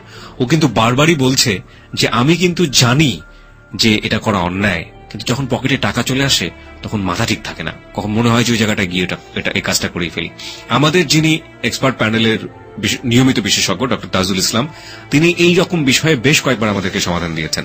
অদ্ভুত একটা বিষয় হলো, তিনি আমাদেরকে বারবার একটা কথা বলেছেন, সেটা হচ্ছে ড্রাগ আমরা নেই যেটা, এবং ড্রাগ মস্তিষ্কের ঠিক যে জায়গাটিতে কাজ করে, ড্রাগ যখন শরীরে না যায় মস্তিষ্কের ঠিক যে জায়গাটিতে ক্ষুধা তৈরি হয়, একইভাবে সেক্সুয়াল যে মাল্টিপ্লিসিটি যেটাকে আমরা বলি, সেটার ব্যাপারেও যখন সেই কোন একটা মানুষ সেক্সুয়াল মাল্টিপ্লিসিটি বা বহুগামিতার মধ্যে চলে যায়, ঠিক একইভাবে মস্তিষ্কের ওই জায়গাটিতে ওই কাজটা তৈরি হয়। অর্থাৎ ড্রাগের জায়গাটাও যেটা, সেক্সুয়াল যে মাল্টিপ্লিসিটি বা বহুগামিতা, সেই একই জায়গা থেকে ব্যাপারটা উৎপন্ন হয়, এবং সেটা কতটা পাওয়ারফুল সেটা আপনারা নিশ্চয়ই জানেন। আজকে আমরা তার সঙ্গে নিশ্চয়ই কথা বলবো। আমরা অনুষ্ঠানের শেষের দিকে, মানে বিশেষ করে জাহিদের যাহা বলিব সত্য বলিবর যে অপ্রিয় সত্যগুলো আছে সেটা শেষের দিকে আমরা চলে এসেছি।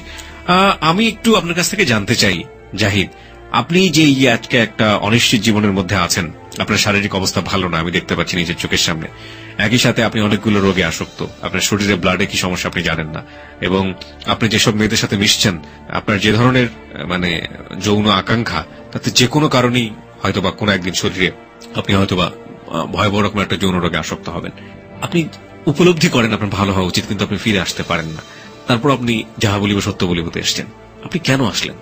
আমি আসছি শুধু, আমি এতগুলো অপরাধ করেছি, এই যাদের সাথে অপরাধ করছি তারা শোনে কি না তা তো আমি জানি না, তবে যারা যারা শোনে, যদি শুনে থাকেন, এই আমাকে ক্ষমা করে দেওয়ার জন্য আমি আসছি। এটা তো একটা আছেই, কিন্তু আপনার কি মনে হয় না কখনো যে আপনার ফ্যামিলির সাথে আপনি সবচেয়ে বড় অপরাধটা করছেন? আপনার বউয়ের প্রতি, আপনার সন্তানের প্রতি আপনি সবচেয়ে বড় অপরাধটা হচ্ছে আপনার এই যৌন বহুগামিতা।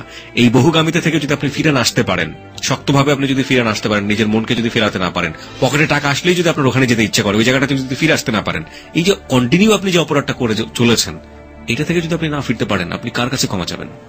আমি আশা করি আপনারা দোয়া করবেন আমি যেন এই পথ থেকে ফিরে আসতে পারি। আমি নিজে নিজে শপথ করছি যে আমি এই কাজে আর যাব না, তবে এখন আপনারা যদি দোয়া করেন, আর আমার ফ্যামিলিগত যারা আছে তারা যদি দোয়া করে যে আমার ছেলে ভাই এত খারাপ কাজে ছিল, এত টাকা খরচ করছে, ও যেন আর না যায়, এই দোয়াটুকু আপনারা করবেন। ওকে, দোয়া আমরা নিশ্চয়ই করবো আপনার জন্য, কারণ আমরা মনে করি সমাজের প্রত্যেকটি মানুষই গুরুত্বপূর্ণ, সমাজের প্রত্যেকটি জায়গাটি থেকে, এবং সেই মানুষটি যদি সৎ উপায়ে সমাজে বেঁচে থাকে তাহলেই সমাজ সামনের দিকে যাবে। সে অর্থে জাহিদের প্রতি আমাদের দোয়া অবশ্যই থাকবে, অনুপ্রেরণা অবশ্যই থাকবে ভালো পথে ফিরে আসবার জন্য। জাহিদ কেন গেলেন এরকম একটা সোসাইটিতে, সেটার কারণ আপনারা দেখেছেন ওর দারিদ্র অবস্থা, ও কি স্কুলিং না করা, ওর যে পরিবারে বড় হয়েছে সেই পরিবারে দারিদ্রের যে একেবারে কষাঘাত, সেই কষাঘাত কোনো গাইডেন্স ছিল না যেটাকে বলে।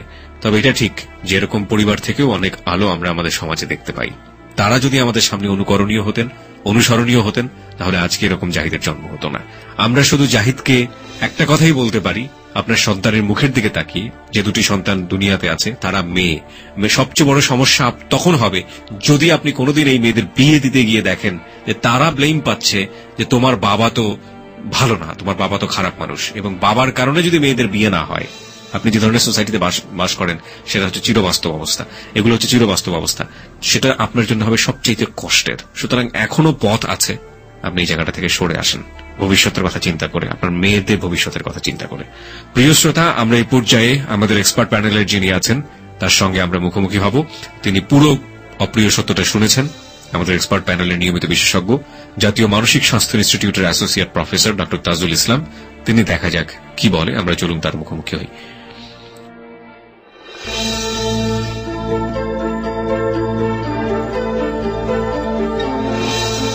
ডক্টর তাজুল ইসলাম, আপনি তো শুনলেন, তো এই পর্যায়ে আপনার কি বলার আছে? হ্যাঁ, আমি পুরো ব্যাপারটা শুনলাম। আমি এই ব্যাপারে সবাইকে আপনাদের সঙ্গে এবং যারা শুনছেন সমাজে সবাই জন্য বলতে চেষ্টা করতেছি যে আমাদের জেনে রাখা উচিত যে আসলে অপরাধ প্রবণতা যারা করে দেখা গেছে যে পৃথিবী প্রায় সব দেশেই 3 ভাগের 1 ভাগ অপরাধী হয়ে থাকে 17 বছরের নিচের কিশোরীরা। এই কথাটা আমাদের সবাই মনে রাখতে হবে এবং এরাই এই অপরাধীরাই পরবর্তী অ্যাডাল্ট বয়সে প্রাপ্ত বয়সে অপরাধী হয়ে থাকে। অর্থাৎ প্রাপ্ত বয়সে বা বেশি বয়সে গিয়ে অপরাধী হওয়ার সংখ্যা খুবই কম। যারা অপরাধী হয় তারা কিন্তু এই কৈশোর শুরু হয়, এটা আমাদেরকে জানা রাখা উচিত এবং এদিকে নজর রাখা উচিত। জাহিদের বেলায় যে ঘটনাটা ঘটেছে ঠিক একই ব্যাপারটা কিন্তু অনেকের বেলায় ঘটে। অর্থাৎ কৈশোরের সময়ে ওই যে আপনাদের বলবেন মাদকাসক্তি বলি, ইভটিজিং বলি বা এরকম ডাকাতি বা খুন খারাপের সঙ্গে সংশ্লিষ্ট হয়ে যাওয়া, এগুলি কি কারণ হয়? 2টা কারণ। একটা হচ্ছে পারিবারিক কারণ, একটা সামাজিক আর্থসামাজিক কারণ। পারিবারিক কারণ হচ্ছে আমরা গুড প্যারেন্টিং বলি, শিশু লালন পালনের সঠিক যে পদ্ধতি, এটা দুর্ভাগ্যজনক ভাবে আমাদের দেশে শিক্ষা দেওয়া হয় না।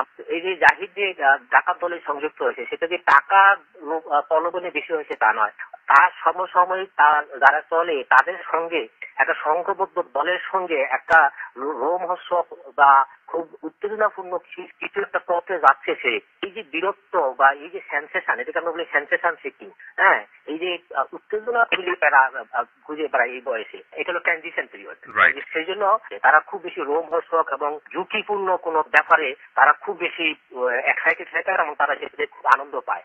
এই ব্যাপারটাই লুফে নেয় ওই আশেপাশের ওই খারাপ যে সমস্ত দলগুলি আছে। এই কারণেই হয়তো ওই যে ডাকাত দলের সঙ্গে সে প্রথমভাবে সংযুক্ত হয়ে গেছিল। এই কথাটা আমাদের মা বাবাদের মনে রাখতে হবে, সমাজকে মনে রাখতে হবে। এখানে মা বাবাদের দায়িত্ব হচ্ছে এই আমার ছেলেকে আমি সঠিকভাবে সুপারভিশন করছি কিনা এবং মনিটরিং করতেছি কিনা। সে যে দোকানে ছিল, দোকানে থাকলে কাদের সঙ্গে চলতো, রাত কি করে কোথায় যায়, এভাবে সে নষ্ট হয়ে যাচ্ছে কিনা, এটা যেমন মা বাবা দেখার দায়িত্ব আছে। আবার সমাজের দায়িত্ব আছে যে এই যে এই সমস্ত লোকগুলি যে ডাকাত দলগুলো, এখানে শিক্ষিত অনেক ইম্পর্টেন্ট জিনিস যে এই জাহিদে কিন্তু পরবর্তী পর্যায়ে এই ডাকাত দল থেকে সরে কখন যখন তার একজন নেতাকে সে দেখে নির্মমভাবে হত্যা হইতে। অর্থাৎ যদি সমাজ এবং রাষ্ট্র অপরাধকে ভালোভাবে শাস্তি দিতে পারে, দমন করতে পারে, ওই জাহিদ যদি ওই বয়সে দেখতে পারতো যে তাকে যারা প্রলোভিত করতেছে বা যাদের কাছে যাওয়ার জন্য তার উৎসাহ লাগতেছে মানে উত্তেজনা পাচ্ছে, সেখানে যাওয়াটা একটা গুরুতর বিপদের সম্ভাবনা আছে। এই উদাহরণটা যদি তার সামনে তখন থাকতো তাহলে দেখা যেত সে তখনই যেত না। এবং এই জায়গাটায় আপনাকে আমি একটু জিনিস জিজ্ঞেস করতে চাই, এই যে যাহা বলিব সত্য বলিব জাহিদকে এখানে তুলে ধরলো এবং জাহিদ পরিণতি দেখে শিখলো, একইভাবে জাহিদের পরিণতি দেখে আমাদের লিসনাররা কি শিখতে পারে? এটাই আমি বললাম। অর্থাৎ জাহিদ পরবর্তী পর্যায়ে গিয়া যখন দেখলো অপরাধের নিশ্চয়ই একটা ভয়াবহ পরিণতি হয়, তখন সে সরে আসে। অর্থাৎ আমাদেরকে শিখতে হবে, আমাদের সন্তানদেরকে বা আমাদের তরুণীকে শিখাইতে হবে খারাপ হয়ে যাওয়ার আগেই। সেই জন্যই আপনার এই অনুষ্ঠানটা গুরুত্বপূর্ণ এবং জাহিদের এই বক্তব্য বা এই জীবন কাহিনীও গুরুত্বপূর্ণ যারা শুনছেন তাদের জন্য। জি, পরিণতিটা আমরা দেখাতে পারলে আলটিমেটলি সেটা খুব ভালো একটা কাজ দেবে। এবং আরেকটা পার্ট আপনি নিশ্চয়ই শুনেছেন, সেটা হলো যে জাহিদ কিন্তু এই বর্তমান সময়েও এক ধরনের, আপনি যেটা অনেকবার আমাদেরকে সাজেশন দেন যে ড্রাগ এবং এই যে সেক্সের যে মাল্টিসিপ্লিটি, এটা একই জায়গা থেকে উৎপন্ন হয় মস্তিষ্কের, এই ব্যাপারটার মধ্যে কিন্তু জাহিদ রয়েছে। তো এক্ষেত্রে আপনার কি বলার আছে? দ্বিতীয় পয়েন্ট হচ্ছে এখানে আসলে ওই বলি না, মাদকাসক্তি আবার ইভটিজিং এবং এইভাবে ডাকাত দলের সঙ্গে চলে যাওয়া বা যৌন নিপীড়ন করা, এগুলি কিন্তু একই গ্রুপের বা একই প্রক্রিয়ার কাজ। যিনি নেশা করেন প্রথমে ফেন্সিডিল খায়, ওটা বাদ দিয়া অ্যালকোহল খায়, এটা খাইয়া ইয়াবা খায়, এরপরে কোকিন খায়, এইভাবে অর্থাৎ একটা না একটা নেশার দলে। ঠিক একই রকম অপরাধ জগতে যারা ঢুকে যায় তারা ওই ডাকাত দল থেকে ফিরে এসেছে কিন্তু সে অন্য একটা অপরাধের মধ্যে সংশ্লিষ্ট হয়ে গেছে, সেটা হচ্ছে যে যৌন অপরাধ। এইখানে যে দুইটা হয়েছে যে যৌন অপরাধের সঙ্গে আরেকটা হচ্ছে যে এখানে সঙ্গে একটা নেশা, একটা ভালো লাগা, কারণ ব্যাপারটাই হচ্ছে এক ধরনের আনন্দ ব্যাপার স্যাপার আছে। অর্থাৎ এখানে যেমন এটা অপরাধ একই সঙ্গে এটা নেশার ব্যাপার হয়ে গেছে তার সঙ্গে, সেই জন্য সেখান থেকে ফিরে আসতে পারতেছে না।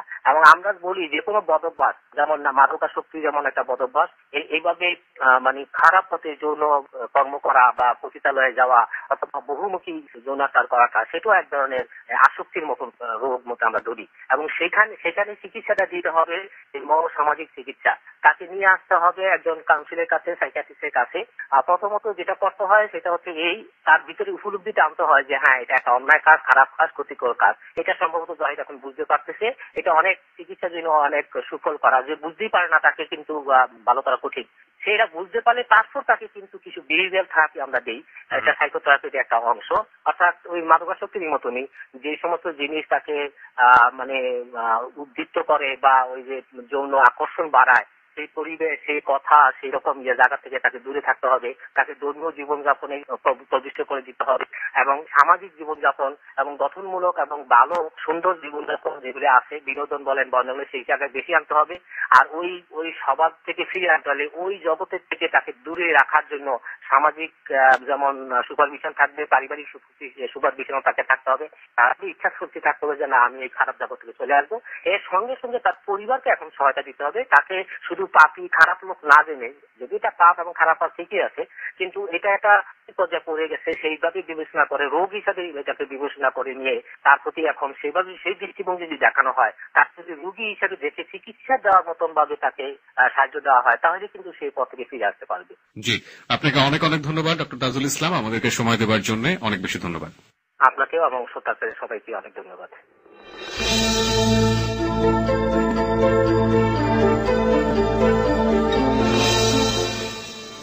ডক্টর তাজুল ইসলাম, আপনাকে আবারও ধন্যবাদ জানাতে চাই আপনার মূল্যবান মতামতের জন্য, এবং আপনি আমাদের যাহা বলিব সত্য বলিব অনুষ্ঠানে নিয়মিত আপনার মতামত প্রদান করে থাকেন এক্সপার্ট প্যানেল থেকে। আপনার প্রতি আমরা ঋদ্ধ কৃতজ্ঞ। অনেক অনেক ধন্যবাদ। প্রিয় শ্রোতা, জাহিদের অপ্রিয় সত্য বলা এখানে শেষ হচ্ছে, কিন্তু যাহা বলিব সত্য বলিব শেষ হচ্ছে না। একটু পরে আমরা অন্য সেগমেন্টগুলো নিয়ে এক্ষুনি ফিরে আসবো। আমরা এই পর্যায়ে ছোট্ট একটি বিরতি নিচ্ছি, ঠিক বিরতি বলবো না, ছোট্ট একটি স্পেস নিতে চাই। যাহা বলিব সত্য বলিব থেকে ব্রিদিং স্পেস আমরা যেটাকে বলে থাকি, এই স্পেসের পর এসে আমরা ফেসবুকে যে হাজার হাজার কমেন্টস পেয়েছি সেখান থেকে কিছু কমেন্টস পড়তে চাই। অনেক অনেক ধন্যবাদ জানাতে চাই যারা যাহা বলিব সত্য বলিব নিয়মিত শুনেছেন এবং নিয়মিত কমেন্টস প্রদান করেছেন তাদেরকে, এবং একই সাথে যারা আজকে জাহিদকে নিয়ে হাজার হাজার কমেন্টস করেছেন ফেসবুকে। আমরা কিছু কমেন্টস পড়তে চাই প্রিয় শ্রোতা। তানভীর লিখেছে জাহিদ একজন চরিত্রহীন পুরুষ, তার শাস্তি পাওয়া উচিত। আমান লিখেছে জাহিদের মতো ডাকাতদের জন্য নিরীহ জেলেরা জীবন দেয়, এসব ডাকাতরা ঘৃণার যোগ্য। মনিকা লিখেছে ডাকাতরা এত হিংস্র আগে জানতাম না, ভয়ে গায়ের পশম দাঁড়িয়ে গেছে। শরীফ লিখেছে জাহিদকে তার স্ত্রীর কাছে ক্ষমা চাওয়া উচিত। আবিদা লিখেছে জাহিদের মতো ছেলেরা মেয়েদেরকে কখনো শ্রদ্ধার চোখে দেখেন না। সাগর লিখেছে জাহিদ সেদিন নিজেকে ভালো বলে দাবি করতে পারবে যেদিন সুযোগ পেয়েও কোনো অবৈধ সম্পর্কে জড়াবে না।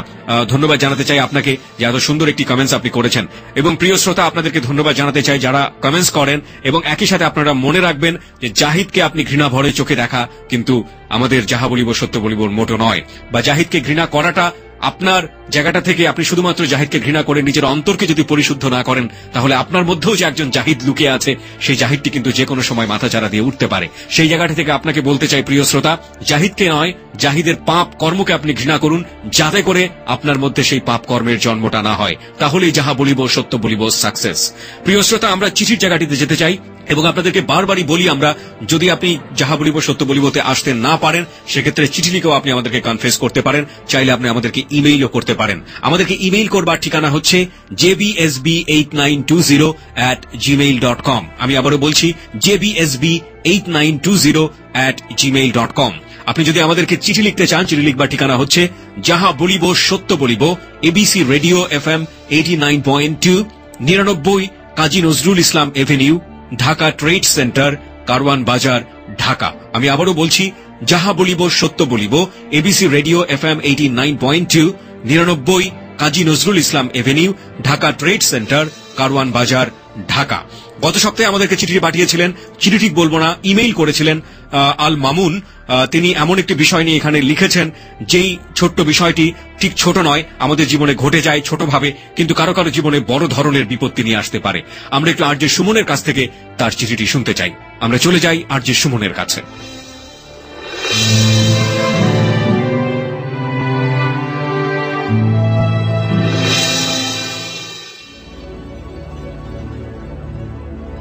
আমি সাভার থেকে আল মামুন বলছি। ঘটনাটা স্কুল জীবনের। আমি তখন 10ম শ্রেণীতে পড়ি, আর কিছুদিন পর এসএসসি পরীক্ষা। আমাদের সাথেই পড়তো শিলা নামের একটি মেয়ে। শিলার বাবা মা গ্রামে থাকতো, আর শিলা সাভারে তার চাচার বাড়িতে থেকে লেখাপড়া করত। শিলা কোনো কারণে স্কুলে আসতে পারেনি, তাই আমাকে তার ফর্ম ফিল আপের টাকা দিয়ে অনুরোধ করেছিল স্কুলে জমা দিয়ে দিতে। কোনো আপত্তি না করে আমি টাকাটা নিয়ে নেই, আর তাকে কথা দেই টাকাটা স্কুলে জমা দিয়ে দেব। কিন্তু আমি শিলার সেই টাকা স্কুলে জমা না দিয়ে বন্ধুদেরকে নিয়ে পার্টি করে সেই টাকা খরচ করে ফেলি। পরবর্তীতে আমি আমার টাকা শিলার ফর্ম ফিল আপের জন্য দিয়ে দেই, ফলে আমার আর ওই বছর পরীক্ষা দেয়া হয় না। আমি যদি টাকাটা জোগাড় করতে না পারতাম, তাহলে হয়তো শিলারও পরীক্ষা দেয়া হতো না। শিলা আজও এই ঘটনা জানে না। আজ আমি শিলার কাছে, এমনকি নিজের কাছেও লজ্জিত এই ধরনের একটি জঘন্য কাজ করার জন্য।